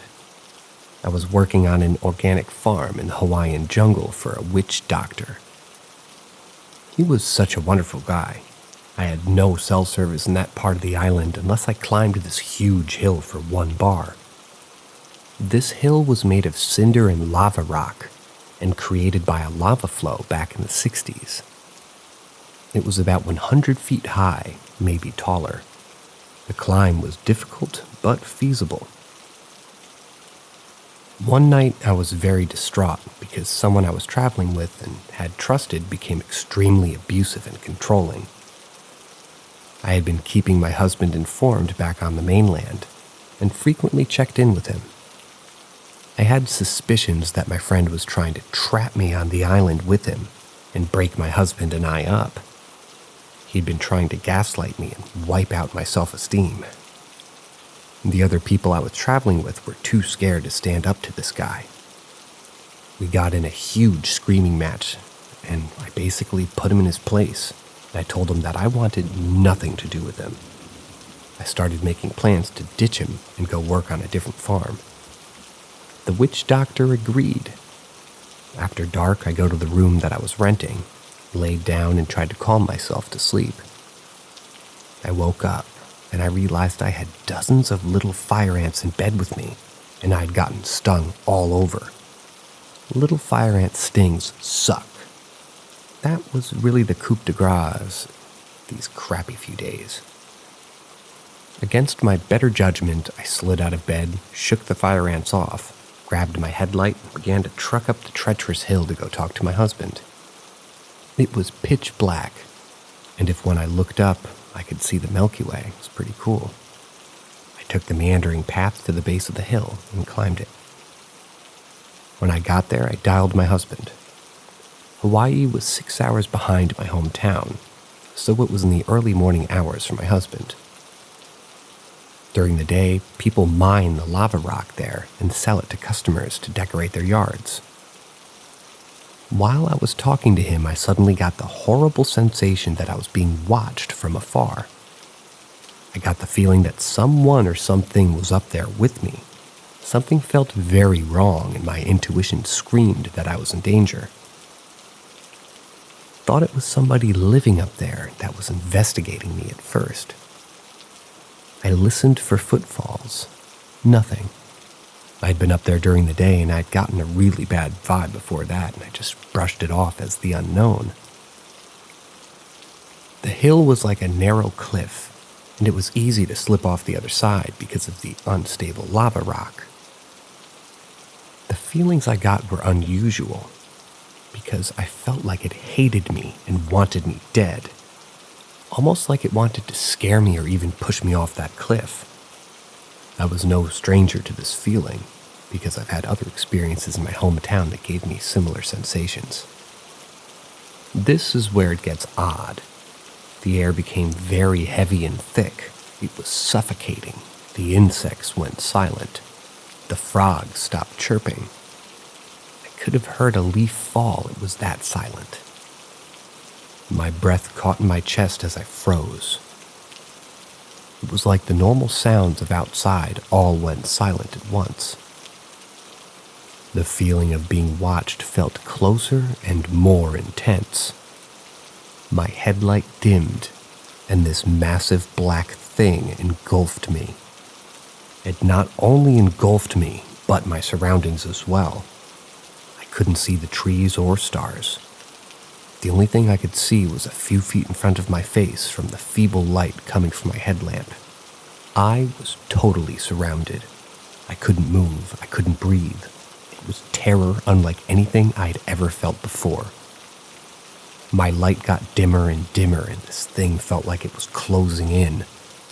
Gradually closer and closer, I got the feeling that it was going to push me off of the precipice I was standing on. The anxiety felt was pure fight or flight. I felt wave after wave of adrenaline surge through my body. I began to shake all over and my knees became weak. I was totally surrounded by and engulfed by this black thing. It was the blackest black I have ever experienced. The blackness looked alive somehow. I had never seen anything as black as this in my life. It felt sentient.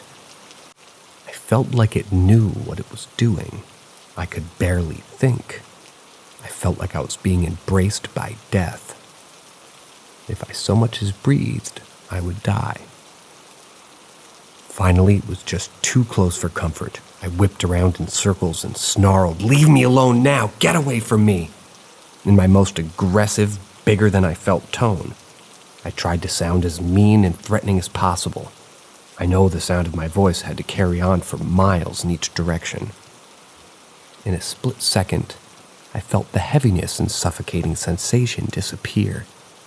My light was no longer dim. I could see the trees and the stars again. The frogs and insects started gradually chirping too. Whatever it was had gone. I hauled ass down that hill, slipping and sliding most of the way. I went back up there during the day over the next few days, and in some parts it still had a bad vibe.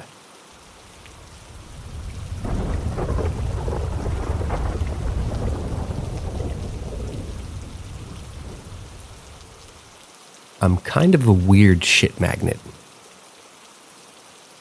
And I'm pretty sure this is something I inherited too, from my dad, ironically, who claims to not believe in any of that stuff, and gets kind of cagey when I asked him about it. But it's fine to talk about weird shit that he's seen after a couple beers. I guess it's a side effect of being from a family of agnostic Australian clever bastards. It's eased off a lot as I've gotten older, as it did with him, but I've seen a lot of weird shit for someone who's been brought up as a godless heathen in a household of equally godless critical thinkers. There's plenty of stuff I can rationalize, but just as much I can't quite shake. The big stuff that stands out for me are 3 times where I've seen UFOs. When I say UFO, I really do not believe aliens from outer space visit us. Space is too fucking big, okay? The couple times I've seen shadow people and beings that I can't identify, but really do not like. Probably ghosts, but I doubt they're conscious dead people. I really hope they're not conscious dead people. Sleep paralysis shit that was just too real. That's just the cliff notes, and I might expand on them later when I've got the energy. Besides that, I've got this semi-regular thing with true deja vu, where I'll often visit a place in dreams that I've never visited before, but inevitably will within the next couple of months, and I'm oddly sensitive to the feel of the place. That last might just be a neurodivergent side effect, though. I've also kind of fallen into being the witchy one of my group of friends. They usually come to me for advice on WS, and at least 3 times now I've been invited to new digs, specifically to vibe check the place. I don't know. I'm not really a gold star believer, but I also know the universe is too huge and strange for us to have all the answers yet.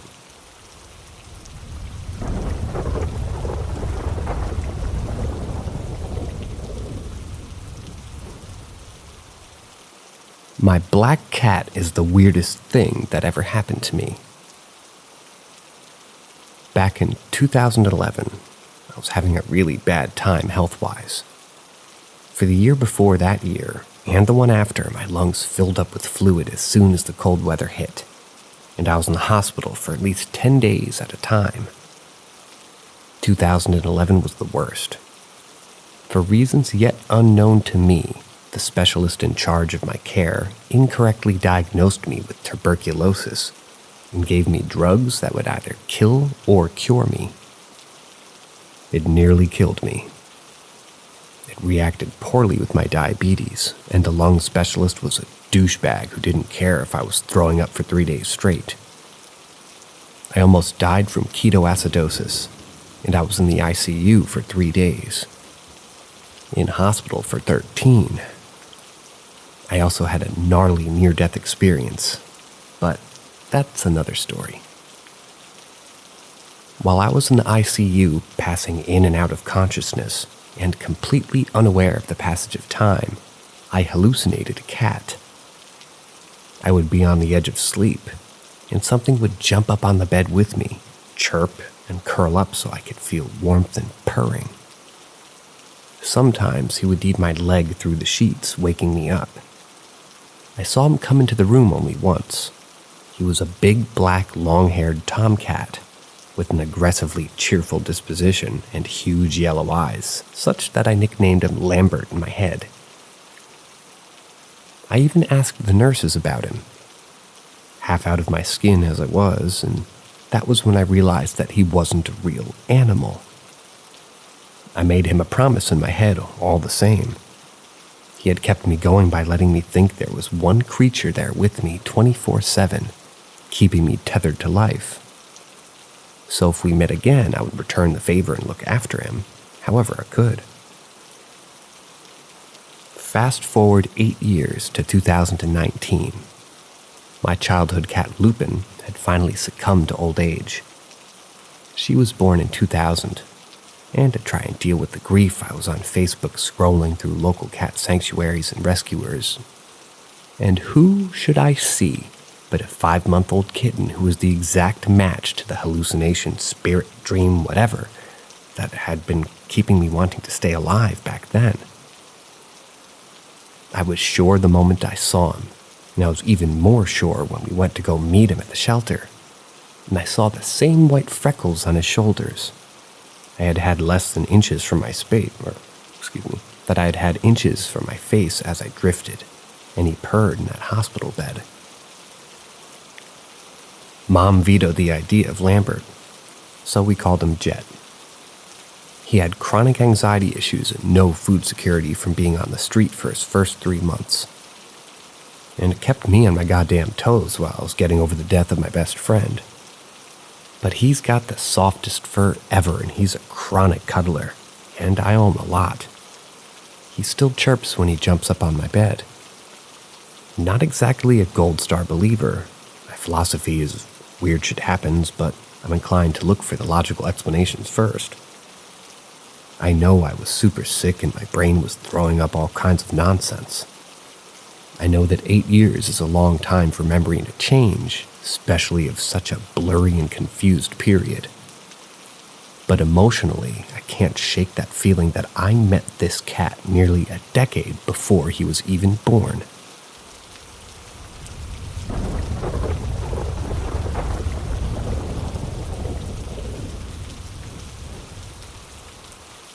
My near-death experience. Okay, so other people in the other thread were asking for this, and it's way shorter than my other story. In 2011, when I was dying from ketoacidosis, they brought me into the ER in a wheelchair, and I was more or less conscious, if extremely weak. I remember seeing my reflection in a mirror and thinking that it wasn't a person. It was already a corpse in my clothes. If you don't know what ketoacidosis is, it's when a diabetic's blood sugar has been too high for too long and lowers the pH of the blood to the point where it becomes acidic enough to start eating your veins from the inside. You burn up. I was starting to hallucinate when they laid me down in the bed, so they could get insulin and fluids into me. I thought I was lying in the Mediterranean courtyard, alone in full sun, and I was too weak to move. The sun was so hot and bright, my skin began to burn like a cigarette end, turning to white ash and floating away to reveal glowing coals inside. I was so thirsty. At the same time, I could hear the nurses around me. I could hear them talking, but I couldn't speak. My mouth was too dry. I remember hearing one of them say that they would have to open my carotid artery because all my other veins had closed up and shut down. I remember the horror of that and still not being able to move or react to it. After a while, I couldn't hear them either, but there was a roar like machinery or a huge plane coming down. I felt like something was above me, but I couldn't see anything because it was too bright. I was burning and peeling away, and it was sucking whatever was left of me up into the sky. After that, there was blessed darkness, and eventually I woke up in the ICU with my mom on my bedside. They told me later that if my dad had brought me into the ER even 20 minutes later, I would have been taken straight into resuscitation. It's not as close to death as some people have been, I guess, but that courtyard and the feeling and sight of my skin burning away like that's really stuck with me.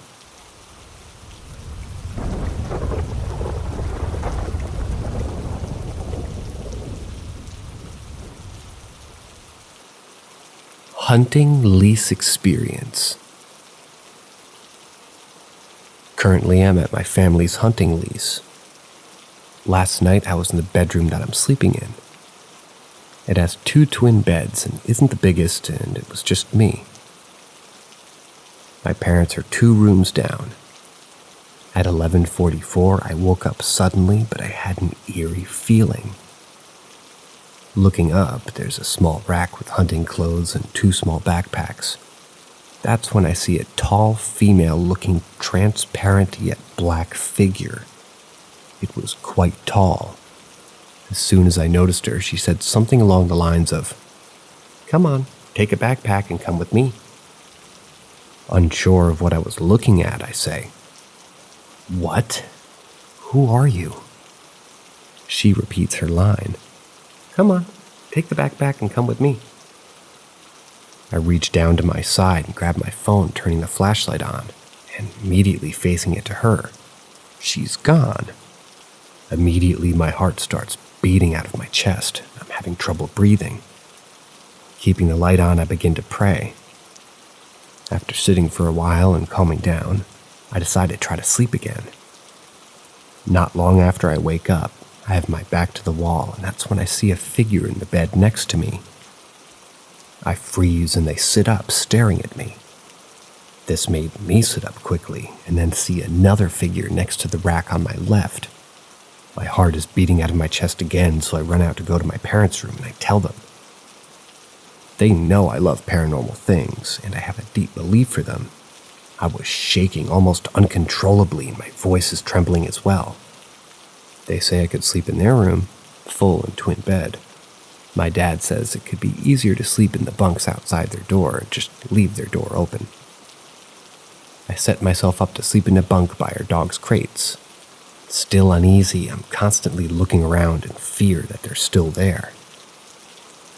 Suddenly, as I'm about to fall asleep, I hear my dad freaking out and my mom consoling him. Apparently, something was trying to rip his blanket off of him.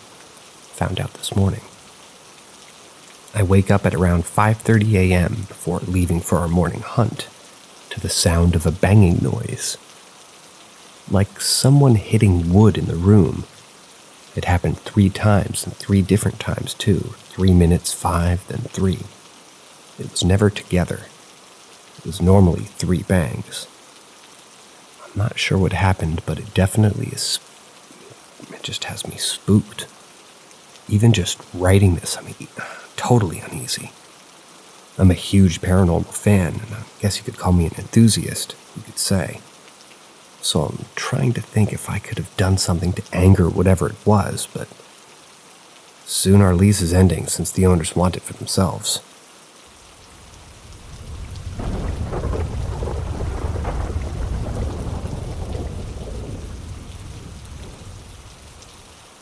Weird event happened.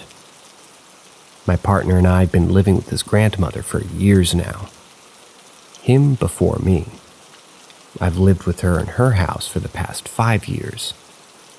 She lived alone in a house after all her kids moved out and her husband dying in his mid-40s years prior.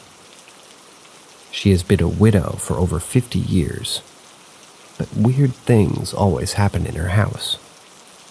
She's always raging out and in a bad mood, constantly complaining, and is very hateful. So much so that not even her own sons visit her due to her temper tantrums and negative attitude towards everything. She's highly abusive and unstable. Due to her age and chronic arthritis, she's always sitting in the same spot. She's practically immobile because she's in pain, so she's typically sitting in one place every day. Days and nights pass, and she sits in the same place during the day and night. It's sometimes really eerie because at times she just sits in the corner in the dark, since we're at work and we aren't always around her. But she's always there when we leave, and then we come back and she's there. I've always felt an evil energy come from her because she's so hateful and negative. She doesn't even like people touching her, and some of the things that she says seem too evil to come from an old woman. I've read very negative, hateful energy, especially arguing and temper tantrums, which is how she communicates. Attracts a lot of evil spirits. I think so because I think they resonate at a similar wavelength, but I never thought much of it. There's been some weird occurrences at her house. Once she was at a hospital due to a fever, and it was unusual of her not to be in the house since she's always here. The night her bedroom toilet blew up randomly around 2 a.m. We woke up and thought somebody broke into the house, but then find this out and have to call a plumber the next morning. It was the only time that she didn't sleep in the house, and this happened. Another time, we were all sitting downstairs and we heard multiple things in her bathroom, and they fell on their own upstairs. All the windows were closed and there was no air ventilation where that could have even occurred. She had also been downstairs for hours prior, so no one had been in her bathroom for several hours. Last night she was having another one of her temper tantrums and continued yelling. I then was so exhausted after just all of that arguing that I sort of just left her area and continued arguing with my partner on how we need to move out. We were both exhausted from work and he worked overtime, and I also had a long 2-hour commute after work to then get home to the yelling and complaining. As we continued arguing into the night, around 1 a.m., the TV in our bedroom began turning on its own. Neither of us were near the remote. The other freaky thing was that the TV's backlight turning on and off on its own, which is unrelated to the actual TV being on or off. It's an entirely different connection, which requires its own separate remote and was sitting by the TV. This was also freaky and had no explanation. My partner just turned off the power from that side of the wall to stop the TV from turning off and on.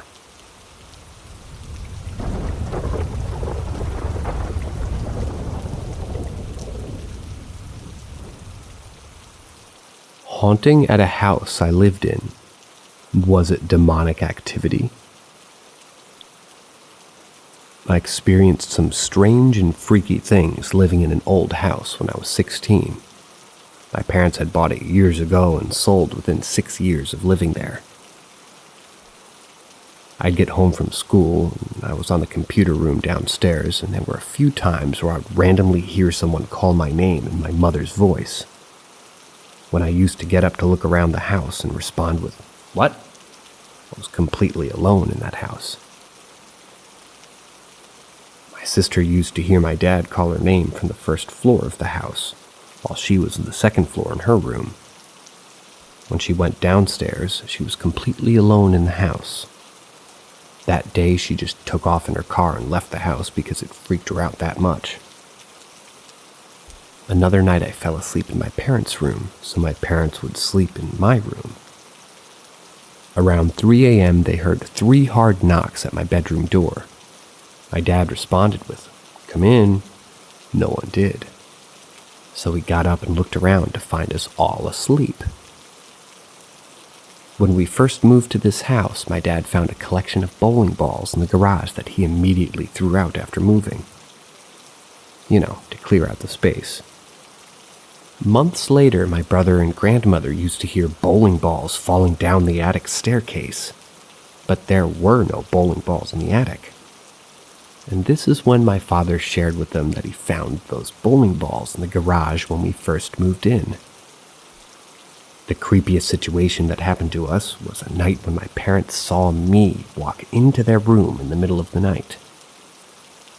I was wearing a vintage-laced black turtleneck dress, and I stood at the end of their bed. My mom asked what I was doing up. I suddenly stared into her eyes and stood there in silence. She asked me to go to sleep and dozed off. When she opened her eyes again, I was missing. She then asked my dad if he had ever seen me leave the room. He said no. So he then got up to check on me. I was asleep in my room wearing a red pajama t-shirt. During this time period, I went through a rather serious state of bulimia, depression, and isolated myself often. I felt too self-conscious and insecure to go out and show myself. After selling the house, the new owner also experienced paranormal experiences, like getting her legs pulled down the basement staircase one night. We eventually did research and find out an older woman had passed in the house previous to us moving, but we didn't know what kind of spiritual activity happened while she was alive with her family. The experiences that we had are connected to demonic activity. Demons are the only ones capable of imitating human voices or taking on human forms. I always wonder if something sinister has attached itself to me since living in that house.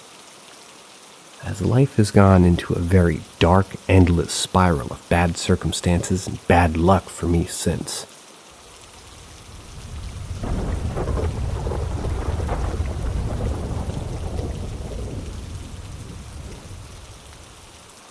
Ask Reddit.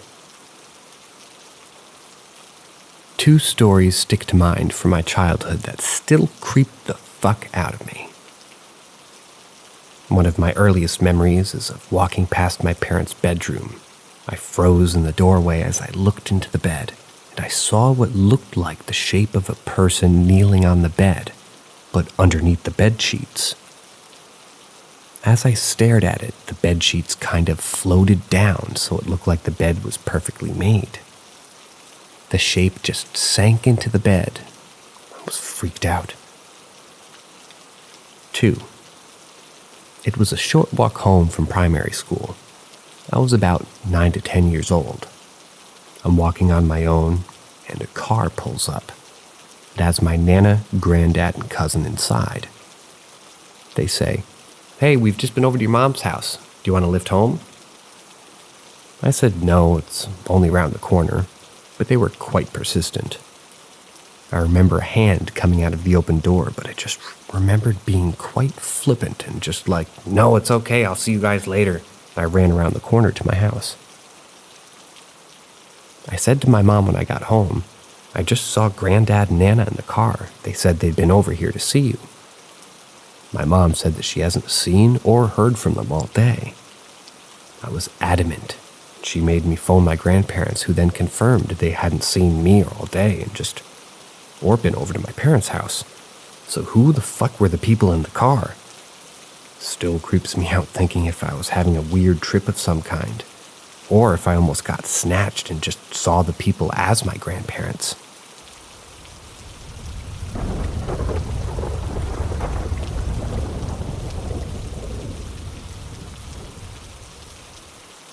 Little man wanted to marry 5-year-old me and take me away.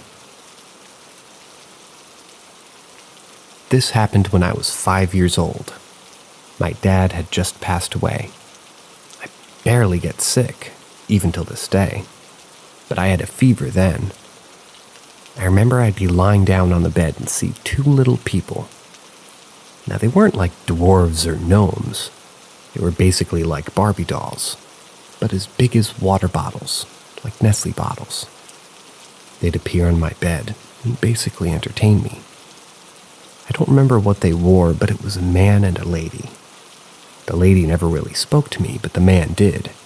They do all sorts of things to entertain me, such as cartwheels, dancing, backflips, and so on and so forth. Now, my mom wasn't really home much, but she was at the hospital where my dad passed away, sorting out death certificates or whatever she did. So I was home with some relatives that I barely knew. So I kept to myself and I would just talk to these little people. But a time came where the little man would talk about marrying me and taking me away. I don't remember what in details that he was saying, but he did freak me out so much that it caused me to have a manic episode, and I was screaming, "I don't want to marry you," over and over and over again. I was at home with my aunts and my cousins, and they had no idea what to do, so they rushed me to the hospital where my mom was. According to my mom, she tried to hold me and calm me down, but I had this distant look in my eyes, like I didn't know who she was or who anyone was. And then suddenly I recognize and then forget on and off. I remember a nurse giving me an injection. I don't know what it was exactly, but I was able to calm down. I still had a fever for 2 weeks after that, but eventually I was able to recover and never see the little people again. Years later, I hear my mom talking to her friend about the things that I was saying. I said things like, "I don't want a ring. I don't want to leave here. Don't take me away. I don't want to marry you. I don't know if this is I don't know if this is a paranormal experience," but my mom did have a priest who said that there was a female entity living in her house. But the one I encountered was a male, So I'm confused. Do kids have hallucinations while having a fever? Yeah. Even if it was hallucinations, I knew nothing about marriage to that extent. Do I have a mental disorder? I haven't had hallucinations since then. My mom recently told me about a little man that she encountered during her childhood. I'll narrate that another time. Could it be the same?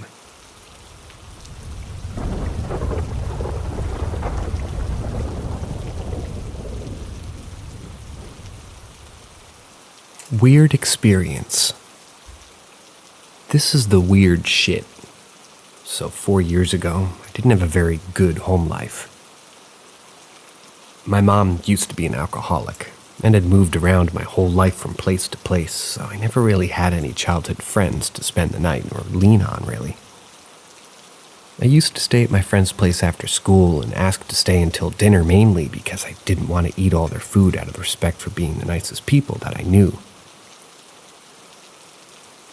I also knew that entire apartment property. This night was going back home and I just felt off and different. From the moment of going up the stairs, I was on alert, taking mental notes of everything that I was doing, from how I was walking up the stairs to locking the door when coming in. I locked both lock deadbolts and at the top lock, and I always remembered because I had a fear of my dad stumbling in the house drunk randomly and harming us. I remember seeing a couple of six-packs in my mom. Knowing that she was drunk and almost passed out, I went into my room too, figuring I would just play some games. Just one problem. There was a giant-ass thunderstorm that had only gotten worse since staying at my friend's place. I didn't want to fuck up my PS4 if the power went out, so I instead laid down on my bed and scrolled through Snapchat. I started talking to one of my friends via Snapchat. I can't remember what we ended up talking about, but I remember opening up a window to listen to the rain. As I was texting, I heard footsteps outside. It sounded as if someone was pacing back and forth on the wet grass at night. I tried to reason in my head as to why somebody would be stepping on this wet grass and not be underneath the cover of the porch, but I just minded my own business. I was on the second floor, the top floor. So even if someone was trying to break in, they would need to be 12 feet or having a ladder or battering ram. That's when I heard a rhythmic tapping right beside my head on the wall. Tap, tap, tap. My skin instantly jumped. And before I could text my friend, tap, tap, tap. My head was by the window, couldn't have been no more than a foot away. I wanted to look outside, but my mind was already racing with possibilities. Tap, tap, tap. Just as I was about to start recording, the taps turned into loud and long scratching. I know this is going to sound weird, but I swear it sounded like whatever it was had 3 long claws. Again, the scratching happened, and it was in a rhythm which weirded me out even more. After that, I literally stuck my head out, expecting some sort of creature or asshole on a ladder. Poof. Nothing. No footsteps scurrying away, no tree branch, no animal, nothing but rain. I had taken a video of my just window on Snapchat and sent it to my friend to confirm that I wasn't going crazy. She heard it too. I went to the living room. Mom was passed out and everything seemed safe. And that's when I had noticed the door was completely unlocked, even the top lock. I quickly woke my mom up and explained what had happened, and then grabbed a hammer to clear the house. I remember thinking I was going to have to bludgeon someone, but thank God no one had come in. I shut my window and told my mom I'd be staying up for that night to keep watch. I burned some sage, said a prayer, and just tried my best to make sense of the situation. Nothing like that has happened since then.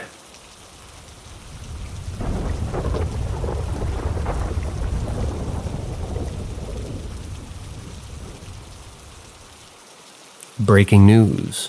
Not every spirit is a demon. Put yourself in the shoes of a lost soul wandering around, unable to communicate properly with the living. You've been stuck chilling in a place for years, decades, maybe even centuries.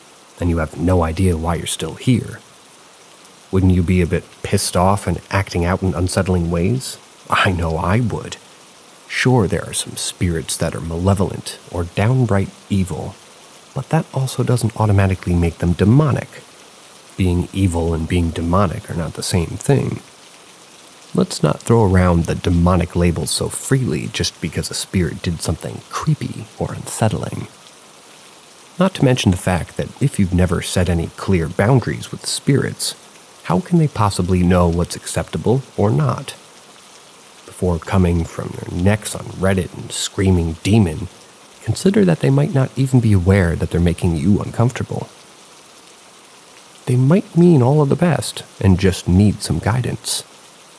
So let's talk about using tools like pendulums or Ouija boards to communicate with spirits. Newsflash: they're not encrypted phone calls to your grandma. Just because you asked a specific spirit to move your pendulum and got a different spirit responding doesn't mean you've opened up a demonic portal. It could just be a mix-up or a misinterpretation. Everybody can touch a pendulum after all. If it really was this easy to open up a portal for demons to come through, every single girl who's ever been to a slumber party would be possessed by now. I'm not saying that there aren't genuine cases of demonic activity out there, and portals can be opened if you fuck around too much, but let's not jump to conclusions and automatically assume the worst when someone says that they hear taps in the corner of their room. Although I think it's pretty harmless to comment this under every post. It's also unhelpful and very annoying. The spirit world is a complex place, and not everything that goes bump in the night is a demon.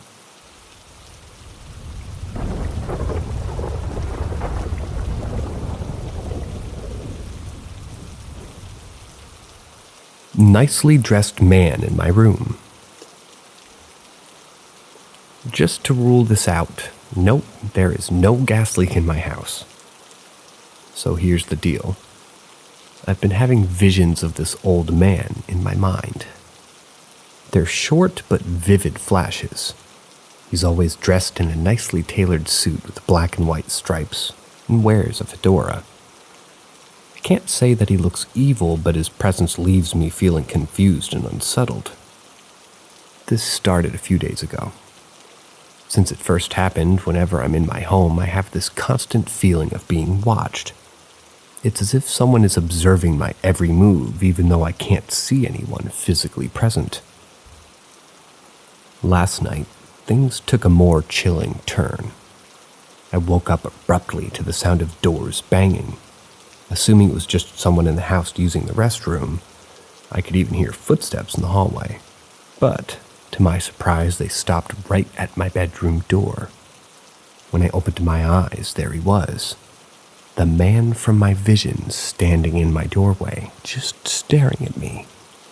He didn't make any sudden movements or say a word. He was just there, and I couldn't move or react.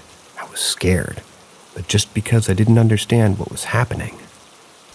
I have no idea who this man is or what his intentions might be.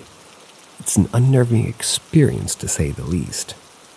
And although this is a very stereotypical story, I believe stereotypes exist for a reason. Do you guys know if he's trying to tell me something? Why is this happening now? And why did he give me those visions before entering my room?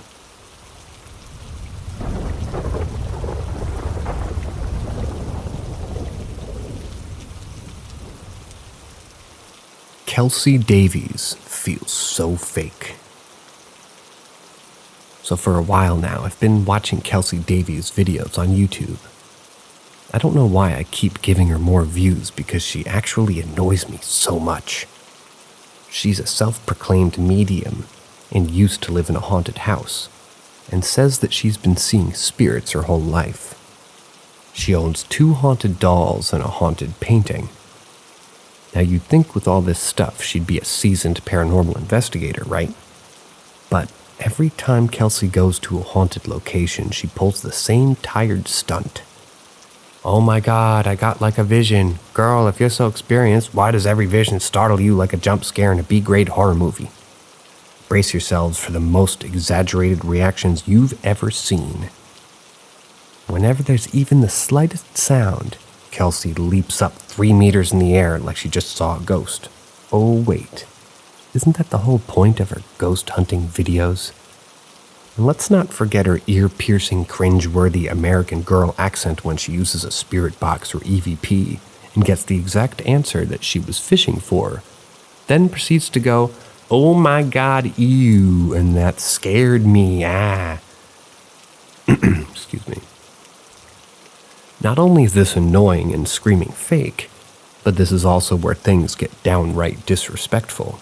She's once made a video inside of a house where a young boy was murdered, and supposedly his spirit still lurks in the closet, hiding from the murderer. So what does Kelsey do? She asks the poor spirit to make itself known by doing something like moving a toy or playing with the lights. Lo and behold, a ball rolls a few seconds later. And what does she scream? "Ew, that's so creepy," I'm guessing. Even if we give Kelsey the benefits of the doubt and say that her content is not staged, she still went to that location to capture evidence, right? So if there really is a little boy's spirit seeking assistance, picture being scared and vulnerable only to have a supposed spirit lover like Kelsey scream, "Ew." They're writing E-E-E-W, assuming they mean EU. Never seen this girl. It's not just fake, it's straight up heartless.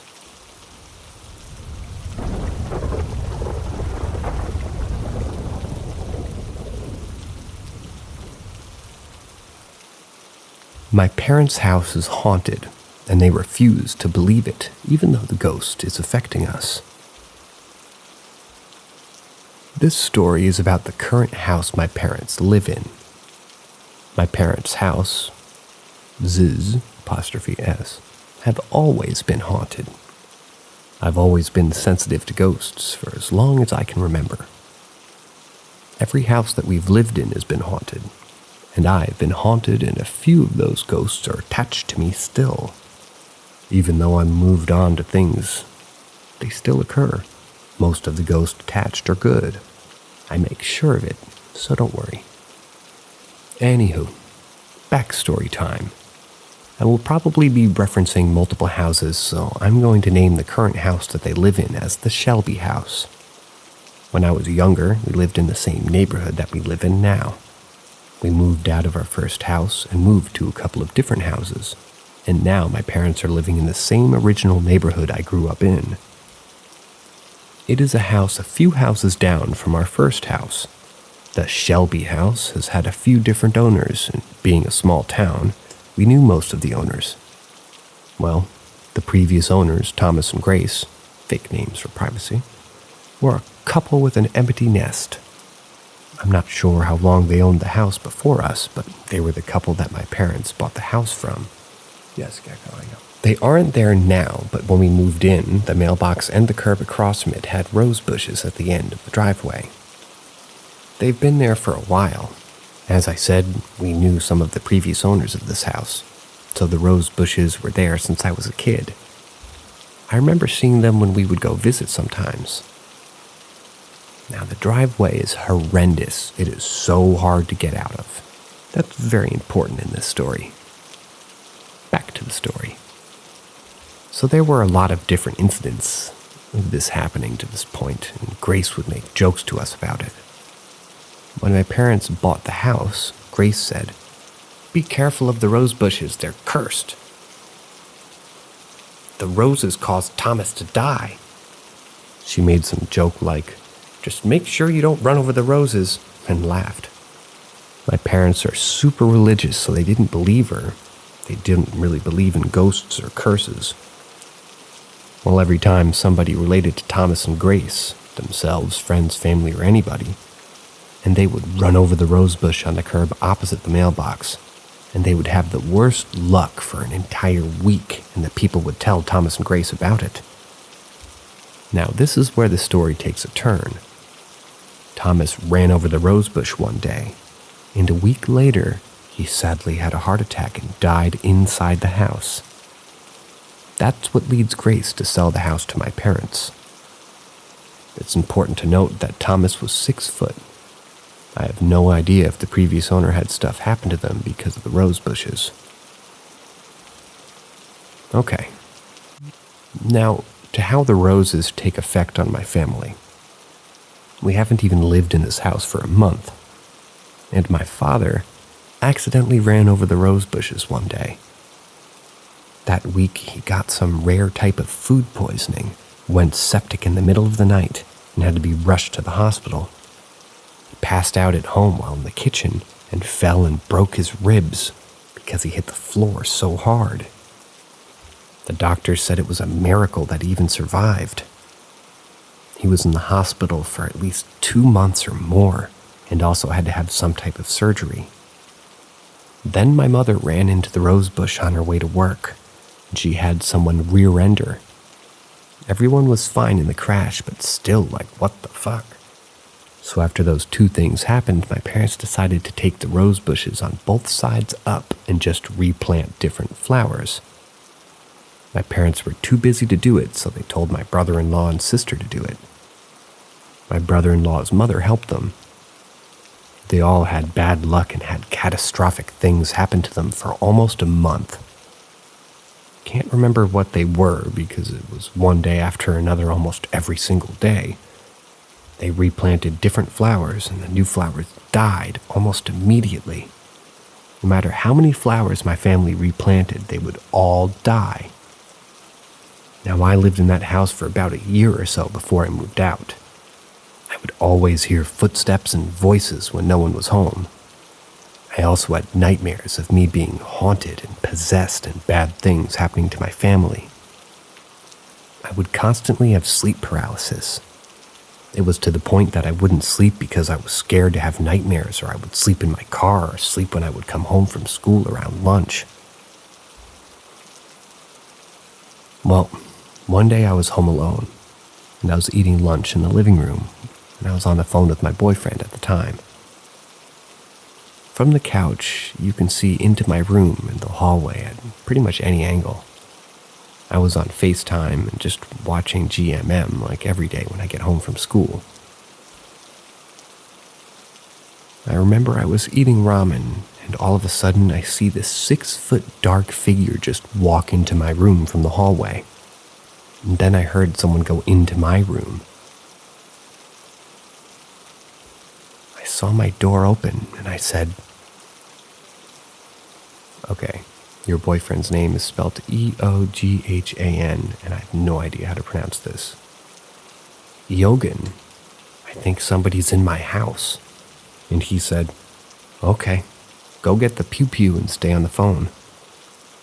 If something happens, I'll call the cops." I grab a knife from the kitchen and I walk into my room and I check it out. In my brother's room and the bathroom, and no one's there. A couple of days go by and the same thing happened. It kept happening. So I told my brother about it, and he said the same would happen to him.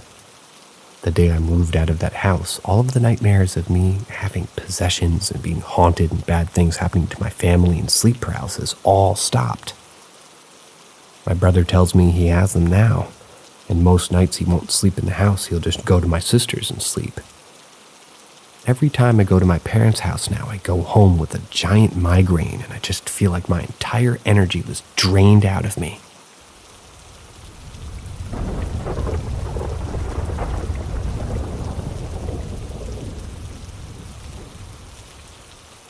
Male voices chatting.